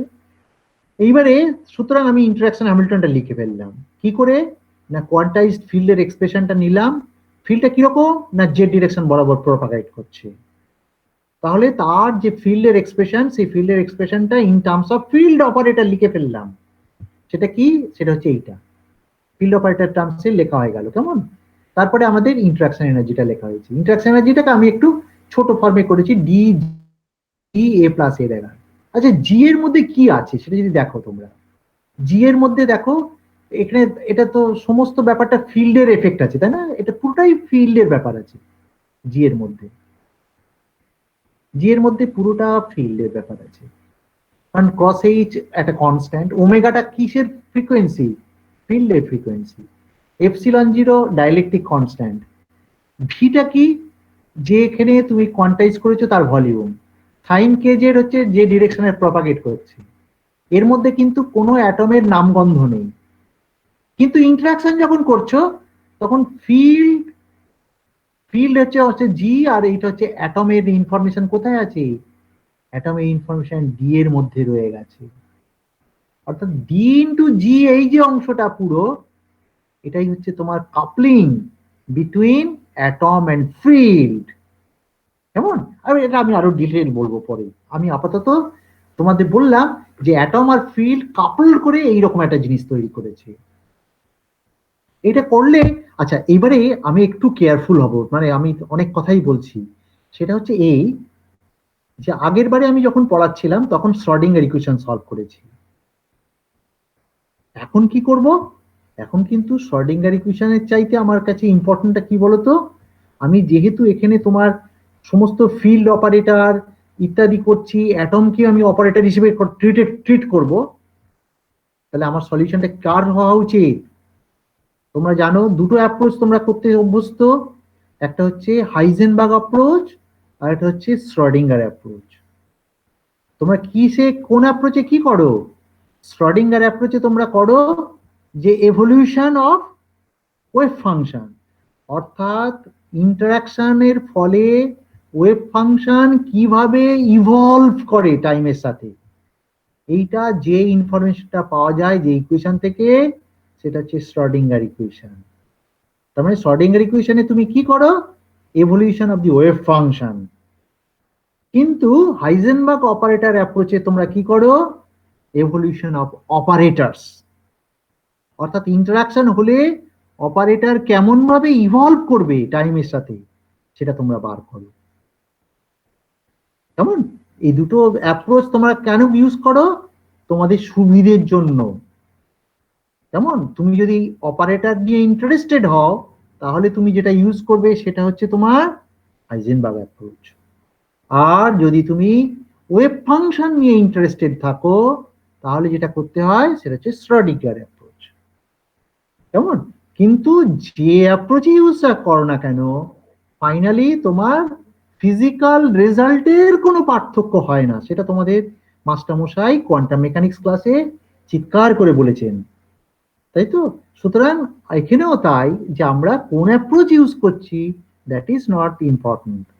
আমরা যে কোনো একটা অ্যাপ্রোচ ইউজ করতে পারি, এবং কোন অ্যাপ্রোচটা ইউজ করব সেটা ডিপেন্ড করছে আমাদের ইন্টারেস্টের উপরে। আমার এখনকার ইন্টারেস্ট হচ্ছে যে আমি অপারেটরের এভলিউশনটা দেখতে চাই, সুতরাং স্বাভাবিকভাবে হাইজেনবার্গ অ্যাপ্রোচ ইউজ করব। কেমন? তাহলে তোমাদের আমি বলেই দিলাম যে কি অ্যাপ্রোচে কি সলভ করতে চলেছি, এবং কি সলভ করতে চলেছি না, অ্যাটমটা যদি ইন্টারাকশন হয় তাহলে অ্যাটমের কি ঘটবে ঘটনা। রাবি মডেলে তোমরা কি দেখেছিলে? রাবি মডেলে দেখলে অ্যাটমটা গ্রাউন্ড স্টেট থেকে শুরু করেছিল, কিন্তু ইন্টারাকশনের ফলে সে ওপরের স্টেটে যেতে পারে, আবার মাঝের স্টেটেও থাকতে পারে, আবার গ্রাউন্ড স্টেটে ফিরতে পারে, ইত্যাদি ইত্যাদি। এবং এক্ষেত্রে তোমরা ইনভার্সনটা করেছিলে, এখানেও তাই, ওরকম একটা ইনভার্সন করব, ইত্যাদি ইত্যাদি। কেমন? কি করবো সেটা তো বলে দিলাম, এবারে এগিয়ে যাই ম্যাথমেটিক্যালি। কেমন? আচ্ছা, ম্যাথমেটিক্যালি করতে গেলে আমাকে একটু কেয়ারফুল থাকতে হবে, যেহেতু আমি অপারেটর দিয়ে সবকিছু করব, আমাকে অপারেটর গুলোকে ঠিক মতো পরিষ্কার করে ভাবতে হবে যে আমি কি অপারেটর করব। বুঝতে পেরেছো? আচ্ছা বেশ, মনে করো আমার তো দুটো স্টেট আছে অ্যাটমের, তাই তো? একটাকে আমি বলেছি, 1 নম্বর স্টেট হচ্ছে জি, যেটাকে তুমি বলতে পারো গ্রাউন্ড স্টেট, মানে এনার্জেটিক্যালি লোয়ার স্টেট। আর একটাকে বলেছি ই স্টেট, যেটা এনার্জেটিক্যালি হায়ার বা এক্সাইটেড স্টেট। মানে একটা 2 লেভেল অ্যাটমের কথা ভাবছি আমি সবসময়। আচ্ছা, এইবারে এই 2 লেভেল অ্যাটমের আমি জাস্ট আমার খেয়াল মতো মনে করো এরকম একটা আউটার প্রোডাক্ট লিখলাম, ই, কেমন, ই প্রোডাক্ট জি। কেমন? এটা তো তোমার ডট প্রোডাক্ট নয়, বুঝতেই পারছো, এটা ডট প্রোডাক্ট নয়, এটা একটা, এটা তো ই হচ্ছে ভেক্টর, জিও একটা ভেক্টর। ইটাকে যদি তুমি কলাম বলো, এটাকে তুমি তাহলে রো বলতে হয়, কারণ এটা তোমার কি হয়, এটা তোমার হার্মিশিয়ান কনজুগেট বেসিক্যালি, তাই তো? তার মানে এই দুটো গুণ করলে একটা ম্যাট্রিক্স তৈরি হবে। অর্থাৎ এটা যদি n/1 হয়, আর এটা তাহলে 1/n, তাহলে n/n ম্যাট্রিক্স হয়ে যাবে। আমার কথাটা বুঝতে পারলে? তার মানে আমার সোজা কথা ডাইমেনশনটা বেড়ে যাবে। অর্থাৎ ভেক্টরের তোমার কি হয়, ভেক্টরকে তোমরা নর্মালি, তোমরা তো টেনসর প্রচুর পড়াশোনা করো, সুতরাং ভেক্টরকে তোমরা কি বলো? ফার্স্ট র্যাঙ্ক টেনসর বলো। দুটো ভেক্টরের আউটার প্রোডাক্ট যদি বলি, তাহলে সেটা কি হয়? সেটা সেকেন্ড র্যাঙ্ক টেনসর হয়ে যায়, মানে ম্যাট্রিক্স হিসেবে ভাবতে পারো, তাই না? ঠিক এক্স্যাক্টলি ওটাই করা হয়েছে, দেখবে তোমাদের। এই দেখো, এটাকে নাম দেওয়া হচ্ছে ই আর জি, এটাকে মনে করো সিগমা প্লাস নাম দেওয়া হলো। এর যদি হার্মিশিয়ান নাও, হার্মিশিয়ান নেওয়ার অর্থ কি? জিটা উল্টে যাবে, তাই তো? জিটা উল্টে যাবে, ইটা পরে চলে যাবে, এটা তার মানে সিগমা প্লাস ড্যাগার হলো। সিগমা মাইনাস লিখলাম, এটা সিগমা মাইনাস, একটা সিগমা প্লাস একটা সিগমা মাইনাস, এইভাবে নোটেশনটা ইউজ করছি। আরেকটা আমি ডিফিনিশন দিলাম, সিগমা 3 মনে করো, ই মাইনাস জি জি। কেমন? সিগমা 3। আচ্ছা, একটু খেয়াল করে দেখো আমি কি এটার মানে করলাম কি। দেখো, আমি 3টে অপারেটর ডিফাইন করলাম। এই 3টে অপারেটর কিসের টার্মসে লিখলাম বলতো? সবটাই কিন্তু অ্যাটমের টার্মসে লিখেছি, কারণ ই জি এগুলো কার স্টেট? অ্যাটমের স্টেট। অ্যাটমের স্টেট তো দুটো 2 লেভেল অ্যাটম, তাদের স্টেট গুলো হচ্ছে তো ই আর জি। ই আর জি এর বিভিন্ন রকম কম্বিনেশন করে আমি 3টে অপারেটর লিখেছি। একটা হচ্ছে EG equal to sigma plus, আর একটা হচ্ছে GE sigma minus. Obviously sigma plus কে যদি হার্মিশিয়ান কনজুগেট নাও, তাহলে you will get sigma minus, তারপরে sigma minus equal to sigma plus dagger লেখা হয়েছে। আর একটা অপারেটর লেখা হয়েছে সিগমা 3, এটাকে বলা হচ্ছে ইনভার্সন অপারেটর, ই মাইনাস জিজি। কেন ইনভার্সন অপারেটর বলা হচ্ছে বলো তো? এটা যদি একটা এক্সপেকটেশন ভ্যালু নাও, আমার কথাটা ভালো করে বোঝার চেষ্টা করবে কিন্তু। এক্সপেকটেশন ভ্যালু মানে কি? মনে করো সাই, এটা সাই, তাই তো? বোথ সাইডে তুমি নাই তো, এইভাবে নাও তো, ব্রা ভেক্টর সাই, আবার এখানে একটা এসে কেট ভেক্টর সাই, তার এক্সপেকটেশন নিচ্ছ, তার মানে সিগমা 3 এক্সপেকটেশন। তার মানে এখানে একটা ব্রা ভেক্টর সাই ঢুকে গেল, সাই আর ই এটা মিলিয়ে কি হবে তোমার ডট প্রোডাক্ট হলো, আর এটা ই আর সাই এটা মিলিয়ে আরেকটা ডট প্রোডাক্ট হলো, তার মানে কমপ্লেক্স কনজুগেট হয়ে গেল। কমপ্লেক্স কনজুগেট হয়ে যাওয়ার অর্থ কি, ই অপারেটিং ই আর সাই এর ডট প্রোডাক্ট মানে কি প্রজেকশন অফ ই অন সাই, বুঝতে পারছো? তার মানে এটাই প্রবাবিলিটি অ্যামপ্লিটিউড। তোমরা অলরেডি দেখেছো যে এক্সপানশন কোএফিসিয়েন্ট করার সময় এই জিনিসগুলোই ফলো করে। তার মানে এটা হচ্ছে বেসিক্যালি প্রবাবিলিটি ডেনসিটি হয়ে যাবে, স্কোয়ার করার অর্থ হলো এটাও প্রবাবিলিটি ডেনসিটি। এবং এইটাই তো ইনভার্সন। আগে যখন লিখেছিলাম ডব্লিউ দিয়ে লিখেছিলাম, পিই মাইনাস পিজি লিখেছিলাম তখন। এখন কিন্তু অপারেটর টার্মসে লিখলাম, কিন্তু অপারেটর তো আর ভ্যালু নয়, অপারেটরের এক্সপেকটেশন ভ্যালু যখন বাস করবে তখন সেটা ইনভার্সন দেবে, এবং সেই জন্য এটা তো অপারেটর, যার ফলে এটাকে ইনভার্সন অপারেটর বলা হচ্ছে। আমার মনে হয় টার্মিনোলজিটা তোমরা ফলো করতে পেরেছো, তাই তো? এটা কেন ইনভার্সন অপারেটর বলা হচ্ছে? Because finally it will give you inversion. মানে কি, probability of getting the atom in the excited state minus the probability of getting the atom in the ground state, যদি ইনভার্সন অপারেটরের এক্সপেকটেশন ভ্যালুটা কষো তাহলেই সেটা হবে, কেমন? তাহলে দেখো এটাকে ইনভার্সন অপারেটর বলা হলো। আর এই দুটো অপারেটর আছে, এই দুটো অপারেটর একটা অদ্ভুত অপারেটর। এই দুটো অপারেটর যদি তুমি মনে করো, আমি যদি তোমাকে জাস্ট ফর ইউর ফান এটাকে যদি বলি যে তুমি এটা মনে করো কমুটেটরটা কষতে বললাম, সিগমা প্লাস সিগমা মাইনাসের কমুটেটর কষা আছে বোধহয় পরে, এই দেখো সিগমা প্লাস সিগমা মাইনাস এই কমুটেটরটা কষতে বলা হলো। কষলে কি হবে দেখো, এটা সিগমা প্লাস সিগমা মাইনাস যদি গুণ করো, আমি খুব ধীরে ধীরে বলছি, দেখো সিগমা প্লাস সিগমা মাইনাস গুণ করছো, তাই তো? গুণ করলে জি জি এটা কি হলো তাহলে, কি বলতো 1 হয়ে যাবে, কারণ এটা কি নর্মালাইজ তো ফাংশন গুলো। আমার কথা বুঝতে পারলে? সিগমা প্লাস আর সিগমা মাইনাস গুণ করছো তো, ইজি জিই, এই তো জি আর জি, এই এটা হচ্ছে ব্রা ভেক্টর জি কেট ভেক্টর জি, এদের মধ্যে তার মানে প্রজেকশন হচ্ছে, মানে ডট প্রোডাক্ট হচ্ছে বেসিক্যালি জিজির মধ্যে। জিজির মধ্যে ডট প্রোডাক্ট করলে কি হয়, এটা নর্মালাইজেশন, যেহেতু তুমি অ্যাসিওর করে দিয়েছো নর্মালাইজেশনের জন্য ওটা 1 হয়ে যাবে। তাহলে পড়ে থাকবে কে বলতো, ই পড়ে থাকবে। উল্টো দিক থেকে যখন করবে sigma plus sigma minus minus sigma minus sigma plus, অর্থাৎ এইটাকে এদিকে নাও, এবারে ইটা 1 হয়ে যাবে, তার মানে জিজি পড়ে থাকবে। সেটা তো আর কিছু নয়, সেটা কি, সেটা হচ্ছে সিগমা 3। তার মানে সিগমা প্লাস আর সিগমা মাইনাস এটা যদি কমুটেটর কষো তাহলে finally you will get sigma 3। You can check sigma 3 sigma plus minus, এই কমুটেটরটা যদি কষো you will get 2 sigma plus minus। তার মানে এটা কি অ্যালজেব্রা, এটা পাউলি স্পিন অ্যালজেব্রা, তাই না? তোমরা তো এই অ্যালজেব্রা করতে অভ্যস্ত। আমার নোটেশনে আমি পাউলি কথাটা বলিনি, আমি অ্যাটমের লেভেল দিয়ে বলেছি। তার মানে পাউলি স্পিন ম্যাট্রিক্স যেগুলো আছে, সেই পাউলি স্পিন ম্যাট্রিক্স গুলো এখানে ঢুকে গেছে বেসিক্যালি। এটাতে কোনো অবাক হওয়ার কিছু নেই। কেন বলতো, তোমরা একটু যদি ভালো করে ভাবার চেষ্টা করো দেখবে যে এটা এইটাই তো ফিজিক্সের বিউটি। কোথায় দেখো, এটা হচ্ছে যেহেতু 2 লেভেল সিস্টেম নিয়েছো, তার মানে তোমার 2 ডাইমেনশনাল ভেক্টর স্পেসের কথা কল্পনা করে নিয়েছো।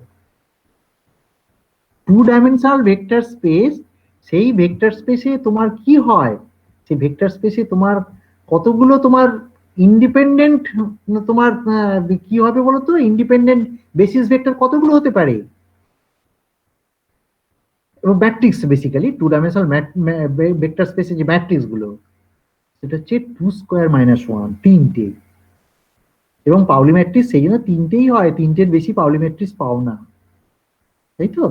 অর্থাৎ sigma X sigma Y sigma Z. Anyway আমার হয়তো এখানে পাউলি ম্যাট্রিক্স হিসেবে আমি ট্রিট করছি না, এটা পাউলি ম্যাট্রিক্সের কম্বিনেশন হিসেবে, যেটাকে তোমরা বলো কি জানো, রেইজিং বলো লোয়ারিং বলো ইত্যাদি, সেই রকম একটা অ্যালজেব্রা ইউজ করছি। সুতরাং অ্যানালজি দিলাম ঠিকই, কিন্তু ঠিক এক্সাক্ট অ্যানালজি ওটা নয়, but it behaves as Paoli spin algebra. কেমন? আমার মনে হয় এর চেয়ে বেশি কিছু এখানে বললে একটু গোলমাল হয়ে যাবে, তার চেয়ে বরঞ্চ আমি এখানে স্টপ করছি। অর্থাৎ এই অ্যালজেব্রা গুলো করতে পারবে তোমরা, কোনো অসুবিধা নেই। বেশ, এটা করার পরে আমি এক কাজ করি, আমি ডাইপোল মোমেন্টটাকে আমি লিখে ফেলার চেষ্টা করি। কার ডাইপোল মোমেন্ট? অ্যাটমের ডাইপোল মোমেন্ট। অ্যাটমের ডাইপোল মোমেন্ট কার সাথে ইনভলভ? ওই দুটো লেভেলের সাথে ইনভলভ। তোমাদের তো আমি আগেও বলেছি dipole moment in the same level exist করে না। কারণটা কি? ডাইপোল মোমেন্ট নিজেই একটা অড অপারেটর। আর সেম লেভেল মানে কি? লেভেলগুলোর ওয়েভ ফাংশনটা তোমার কি হয়, একটা ডেফিনিট প্যারিটি থাকে, যার ফলে ওদের ইন্টিগ্রেশন করলে জিরো হয়ে যায়। তার মানে ডাইপোল মোমেন্ট অলওয়েজ কানেক্ট করে কি? অপোজিট প্যারিটি স্টেটকে। যেমন জি আর ই যদি অপোজিট প্যারিটি স্টেট হয় তবেই কেবলমাত্র কানেক্টেড হবে। তার মানে ডাইপোল ট্রানজিশন তখনই সম্ভব যদি দুটো স্টেটের প্যারিটি অপোজিট হয় একে অপরের। কেমন? সুতরাং সেটা আমরা অ্যাসিউম করেই এগোচ্ছি, কারণ আমরা ডাইপোল ট্রানজিশনই ধরবো এখানে। কেমন? বেশ, এটাকে কি করে লেখা হলো দেখো, ডিটাকে লেখা হচ্ছে, এই দেখো এখানে লিখেও দিয়েছে। এখানে কি লিখেছে দেখো, only the off diagonal element of dipole operator are non-zero since the parity consideration। দেখো parity consideration, কারণ ই আর ই এটা ডেফিনিট প্যারিটি, মানে এটা ইভেন প্যারিটি হয়ে যাবে, এটা অড প্যারিটি হবে, ইন্টিগ্রেশন করলে জিরো হবে। ঠিক সিমিলারলি এটাও তাই। তার মানে এই ডিটাকে আমরা সঙ্গে সঙ্গে এইভাবে লিখতে পারি। তোমাদের যদি কোনো সন্দেহ থাকে যে এইটা এইভাবে লেখা যাবে না, কি যাবে বললে তো আর হয়েই গেল। যদি যাবে না বলে মনে করো, তাহলে তাদের জন্য একটু আমি বলি যে তুমি মনে করো এখানে একটা ব্রা ভেক্টর জি লিখলে, এখানে একটা কেট ভেক্টর জি লিখলে, মানে এক্সপেকটেশন কষলে কি হওয়া উচিত? জিরো হওয়া উচিত। এখানে দেখবে এখানে তাই হচ্ছে কিনা। অর্থাৎ এখানে জি লিখলে কি হবে? এটা জিরো হয়ে যাবে। এটা তোমার কি হবে? এটা তোমার জি দিয়ে তুমি আবার এখানে কেট করেছো, সরি এটা কি হলো, আমি ভুল করলাম নাকি? না, এটা আমি এক্সপেকটেশন করতে বললাম, তাই তো? জি এর রেসপেক্টে, তাহলে কি হবে বলতো?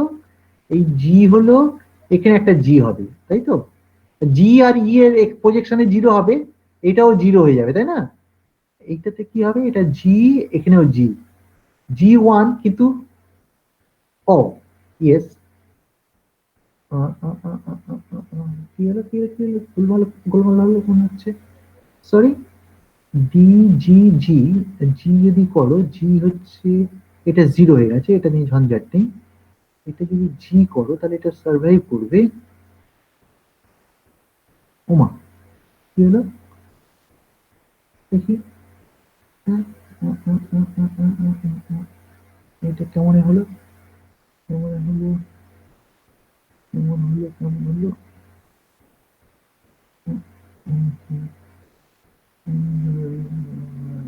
এটা কেমন করে হবে? ও, ডিটাকে তো আমি কনস্ট্যান্ট ধরে ফেলেছি, সরি ডিটাকে কনস্ট্যান্ট ধরেছি, রাইট? ডি এর ভ্যালুটা তো ধরে নিয়েছি। ডিটা এখন আমার কাছে অপারেটর নেই, অপারেটর হিসেবে রিপ্রেজেন্ট করবো, তাই তো? ইয়েস, ওকে, সরি। ডি এর এখানে ডি যেটা লেখা হয়েছিল দেখো, ডি এর এইভাবে প্রজেকশন নেওয়া হয়েছিল, তার মানে এটা একটা নাম্বার হিসেবে কল্পনা করা হয়েছে। হ্যাঁ, সুতরাং এর সঙ্গে এখানে টোটালটা নিয়ে একটা অপারেটর ছিল, সরি। তাহলে দেখো এই ডিটাকে আমরা এখন আমি অপারেটর হিসেবে রিপ্রেজেন্ট করব কি করে না, with the help of sigma operator. সেটা করতে গিয়ে এই ঝঞ্ঝাটটা করছি আমি। আচ্ছা, এবারে আমরা আশা করি তোমরা, আমি যে কথাগুলো বলছিলাম, মানে জাস্ট আমি মৃদু স্বরে বলছিলাম, আমার মনে হয় তোমরা শুনতে পেয়েছো কি জানি না, তবু আরেকবার বলছি, এবার জোরে বলছি। জি আর জি এর মধ্যে যদি তুমি এক্সপেকটেশন নাও, তাহলে এখানে জি ঢুকলো, এখানে জি ঢুকলো, এটাকে জিরো করে দেবে, কারণ ই আর জি এর প্রজেকশন জিরো হয়ে যাবে, এটাও জিরো হয়ে যাবে। কিন্তু যদি এখানে ই নাও, এখানে যদি জি নাও, তাহলে নন জিরো হবে। তাহলে ডি এর কম্বিনেশনটা এই ছাড়া আর কোনো কম্বিনেশন হতে পারে না। কেমন? এখানে আরেকটা জিনিস খেয়াল করবে, এইটার কমপ্লেক্স কনজুগেট হিসেবে এটা লেখা হয়েছে, বা হারমিশিয়ান কনজুগেট বলাই ভালো, কারণ এটা একটা অপারেটর হিসেবে লেখা হচ্ছে তো। তার মানে কি দেখো, এইটা প্লাস এইটা তার ড্যাগার, তার মানে এটা তোমার কি হলো বলতো, এইটাকে আমি বাই ডেফিনিশন হার্মিশিয়ান অপারেটর বানিয়ে ফেললাম। তোমরা তো জানো যে হার্মিশিয়ান অপারেটর কি করে বানাতে হয়। আমি যদি বলি যে এইটা একটা, মনে করো একটা অপারেটর আছে এক্স, কেমন, তাহলে তুমি আমি যদি তোমাকে বলি যে আচ্ছা তুমি একটা হার্মিশিয়ান অপারেটর বানাতো এক্সটা থেকে, তুমি সঙ্গে সঙ্গে কি বলবে, okay just take a Hermitian conjugate of that X dagger, তাহলে এবার তার সাথে যোগ করে দিন এক্স প্লাস এক্স ড্যাগার। এবার যে নতুন অপারেটর হলো সেটা একদম অবশ্যই হার্মিশিয়ান, কেমন, অর্থাৎ এক্স প্লাস এক্স ড্যাগার চিরকাল হার্মিশিয়ান হবে। কেমন, এখানে তাই করা হয়েছে, দেখো এই অপারেটরটা করা হলো, তার হার্মিশিয়ান কনজুগেট যোগ করা হলো, করে এটাকে আমরা কি করলাম, এটাকে যেটা করলাম সেটা হচ্ছে এই ডি অপারেটরটা কেমন অপারেটর তোমাকে যদি জিজ্ঞেস করি, তোমার একটাই উত্তর, সেটা হচ্ছে অপারেটরটা হার্মিশিয়ান। আমি যদি বলি আচ্ছা তোমার এত ইন্টারেস্ট কেন হার্মিশিয়ান বানাবার, কারণ তুমি সঙ্গে সঙ্গে বলবে যে অপারেটর, এই যে ডি অপারেটর, এটা বেসিক্যালি আলটিমেটলি কি দেবে, দেবে তোমার ডাইপোল মোমেন্ট। ডাইপোল মোমেন্ট কি, এটা হচ্ছে ফিজিক্যালি মেজারেবল কোয়ান্টিটি। তার মানে ফিজিক্যালি মেজারেবল কোয়ান্টিটি মানে কি, তার করেসপন্ডিং অপারেটরটা অলওয়েজ হার্মিশিয়ান, কেমন, যার ফলে এই হার্মিশিয়ান কনজুগেট যোগ করে হার্মিশিয়ান বানিয়ে ফেলা হলো। মানে এটা যদি শুধু থাকতো তাহলে তোমার সন্দেহ থাকতো যে এটা হার্মিশিয়ান কি নন হার্মিশিয়ান, তা না করে আমরা কমপ্লেক্স কনজুগেট দিয়ে যোগ করে দিলাম। তাহলে করার ফল যেটা দাঁড়াবে সেটা হচ্ছে এইরকম একটা form, D sigma minus plus D star sigma plus, এবং ডিটা আলটিমেটলি আমরা রিয়েল ধরে নেব। কেমন, রিয়েল ধরলে যেটা হবে D sigma plus sigma minus. আমার কথাটা বুঝতে পারলে, তার মানে আমি যে ডি অপারেটর আমি ইউজ করব, ডাইপোল মোমেন্ট অপারেটর, যে অপারেটরের কি হবে বলতো, একটা ভ্যালু থাকছে D multiplied by the operator which is related with the Pauli spin matrices, কেমন, সিগমা প্লাস সিগমা মাইনাস। তুমি যদি পাউলি স্পিন ম্যাট্রিক্স দিয়ে দিয়ে বলতে অস্বস্তি বোধ করো, তাহলে what is sigma plus, sigma plus হচ্ছে এইটা, সিগমা মাইনাস হচ্ছে এইটা, কেমন। বেসিক্যালি ওটা পাউলি স্পিন ম্যাট্রিক্স হয়ে যাচ্ছে পরে, কিন্তু তুমি যদি পাউলি স্পিন ম্যাট্রিক্সের সাথে ইকুয়েট না করো তাহলে তুমি বলতে পারো যে this is my dipole moment operator. বুঝতে পারলে, তাহলে ইন্টারঅ্যাকশন হ্যামিল্টনটা কি দাঁড়ালো তাহলে বলো তো, ইন্টারঅ্যাকশন হ্যামিল্টনটা দাঁড়ালো এইরকম, যে এই যে ডি অপারেটরটা ছিল G into D A plus A dagger, এই ডি এর বদলে কি লিখছি, ডি এর বদলে লিখছি আমি এইটা D into sigma plus sigma minus, কেমন, অর্থাৎ সিগমা প্লাস সিগমা মাইনাস এ প্লাস এ দেখাচ্ছিল, আর ডিজি যেখানে থাকার কথা তাকে একটা এইচ দিয়ে ভাগ করে দেওয়া হলো, কেমন, এইচ দিয়ে ভাগ করা হলো, একটা এইচ দিয়ে গুণ করা হলো, ডিজি বাই এইচ কে লামডা করে দেওয়া হলো, তাহলে আমরা আলটিমেটলি ক্রস এইচ লামডা ফর্মে লেখা হলো। তো this is the interaction part of the Hamiltonian. Half second break তোমাদের বোঝার জন্য।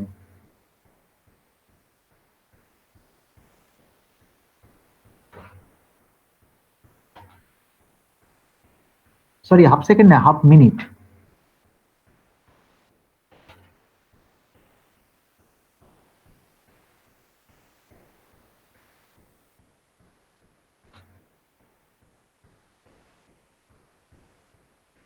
তাহলে interaction part of the Hamiltonian এইটা দাঁড়ালো cos h lambda sigma plus sigma minus ইত্যাদি ইত্যাদি। ফ্রি ফিল্ড আছে সেটা আমি নিয়ে চিন্তিত নই, ইন্টারাকশন পার্টটা দাঁড়িয়ে গেল এটা, যেখানে lambda equal to DG by H. আর লামডাটা কি বলতো, ডিটা হচ্ছে অ্যাটম থেকে এসছে, ডি তো ডাইপোল মোমেন্টের অ্যাসোসিয়েটেড, আর জিটা কি বলতো, জিটা একটু আগেই বলেছি জিটা পুরোপুরি ফিল্ডের পার্ট, তার মানে অ্যাটম আর ফিল্ড এখানে কাপলড হয়ে গেছে, অর্থাৎ লামডাটাকে আমরা বেসিক্যালি বলতে পারি কাপলিং কনস্ট্যান্ট, কেমন।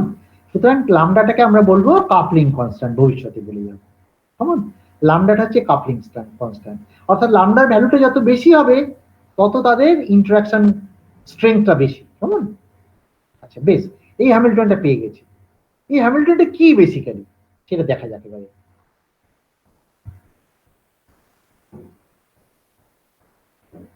বেশ, এইটা হচ্ছে হ্যামিল্টনটা, তাই তো। এই হ্যামিল্টনটা এইটা।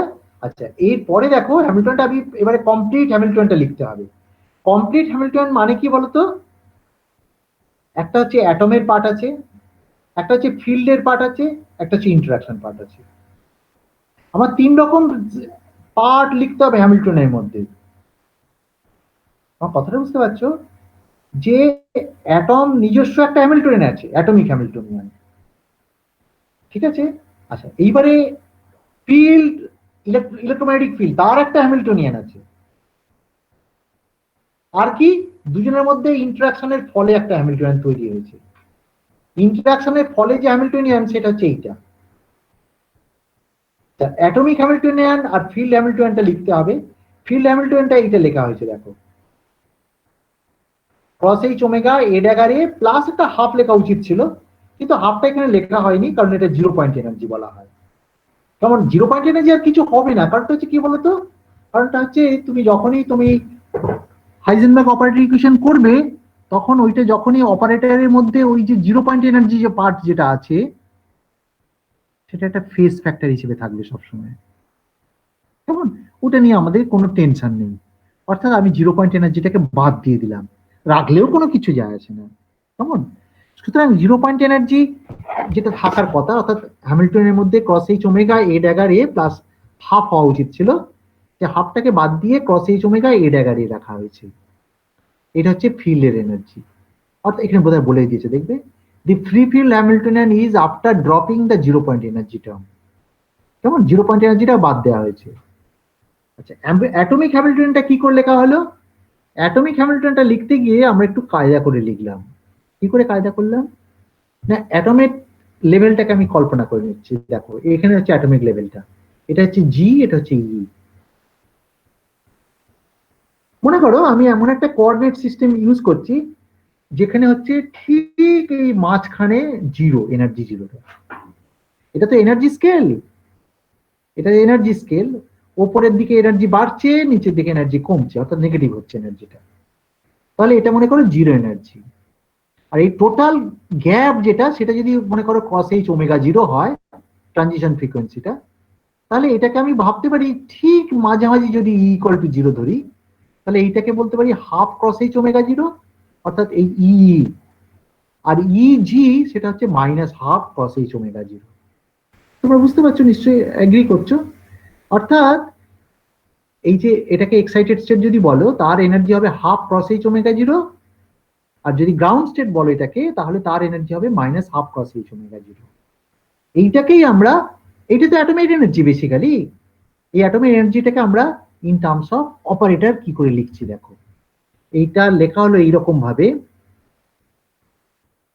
অ্যাকচুয়ালি ই ই মাইনাস ই জি। কেমন?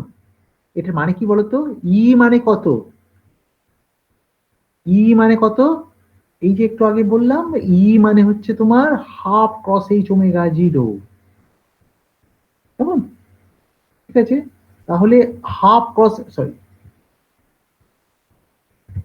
এইটা মানে হাফ cos h ওমেগা 0, তাই তো?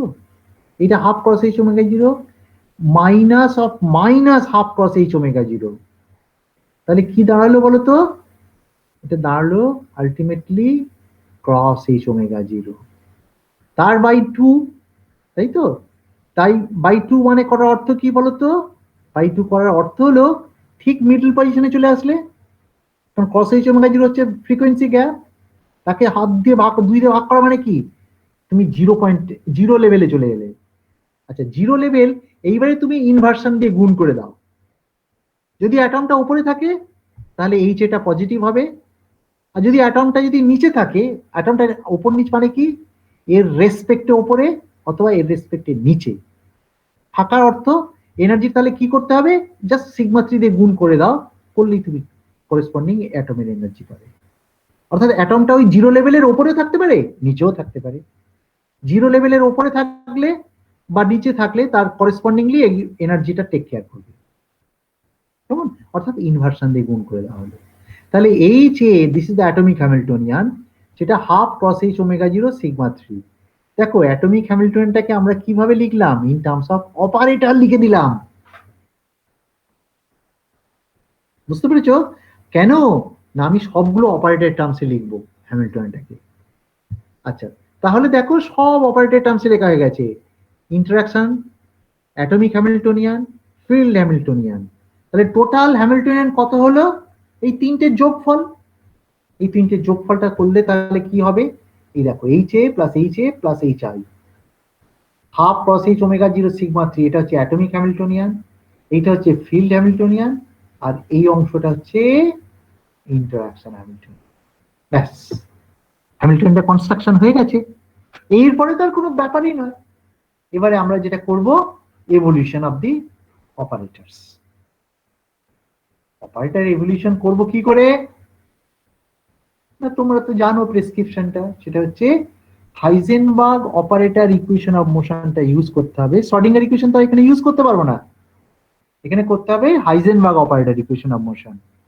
Heisenberg operator equation of motion use করব, করে সেই অপারেটরের টাইম ইভলিউশন দেখবো। কেমন?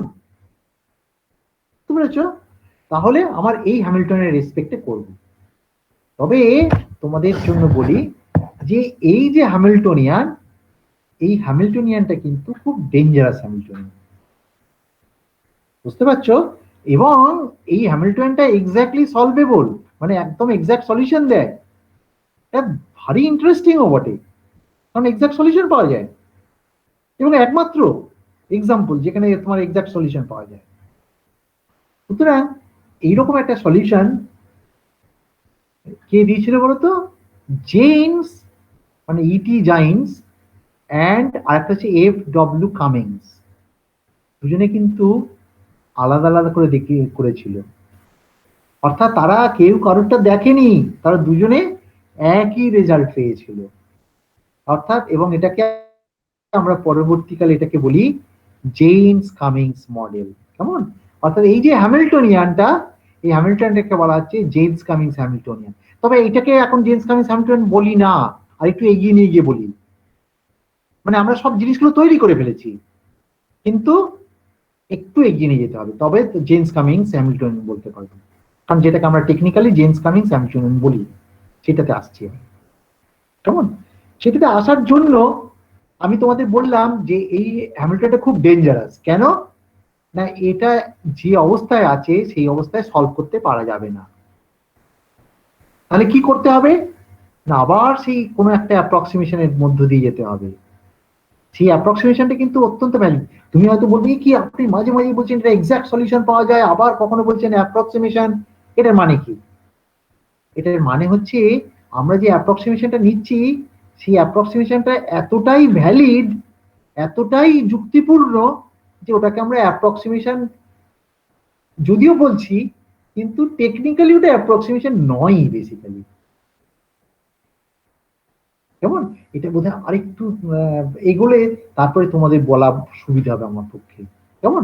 আপাতত তুমি ধরে নাও এটা এক্সাক্ট সলিউশনই হবে, কিন্তু আপাতত রোটেটিং ওয়েভ অ্যাপ্রক্সিমেশন না ইউজ করলে এগোতে পারবো না এই হ্যামিল্টনিয়ান থেকে। কি করে করব? আচ্ছা, কি করে করব? এ বাবা, 3টে তো বেজে গেছে। তোমরা কি আরেকটু থাকতে পারবে নাকি না চলে যাবে? সলিউশনটা পরের দিন করতে হবে, নাহলে কি কি তোমরা কি সব চলে গেছে না কি রে বাবা? এটা কথা বলে না কেন? না কি সব স্পিচলেস হয়ে গেল? হ্যাঁ হ্যাঁ স্যার বলুন। বলছি যে আর একটু করিয়ে দেবো নাকি? তোমরা কি ফাঁকা আছো এখন নাকি নাকি না, আবার কোনো ক্লাস আছে, ক্লাস ক্লাস আছে আছে? স্যার।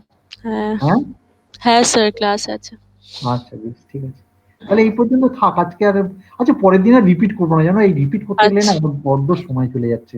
ঠিক আজকে 1 আছে। ঘন্টা চলে গেল রিপিট করতে গিয়ে। বেশ, তাহলে আমি কেটে দিচ্ছি আজকে, আজকের মতো থাক তাহলে। Okay sir. কালকে কালকে মানে আচ্ছা, তোমাদের একটা ক্লাস আমাকে এক্সট্রা নিতে হবে, যা অবস্থা হচ্ছে আমার মনে হচ্ছে।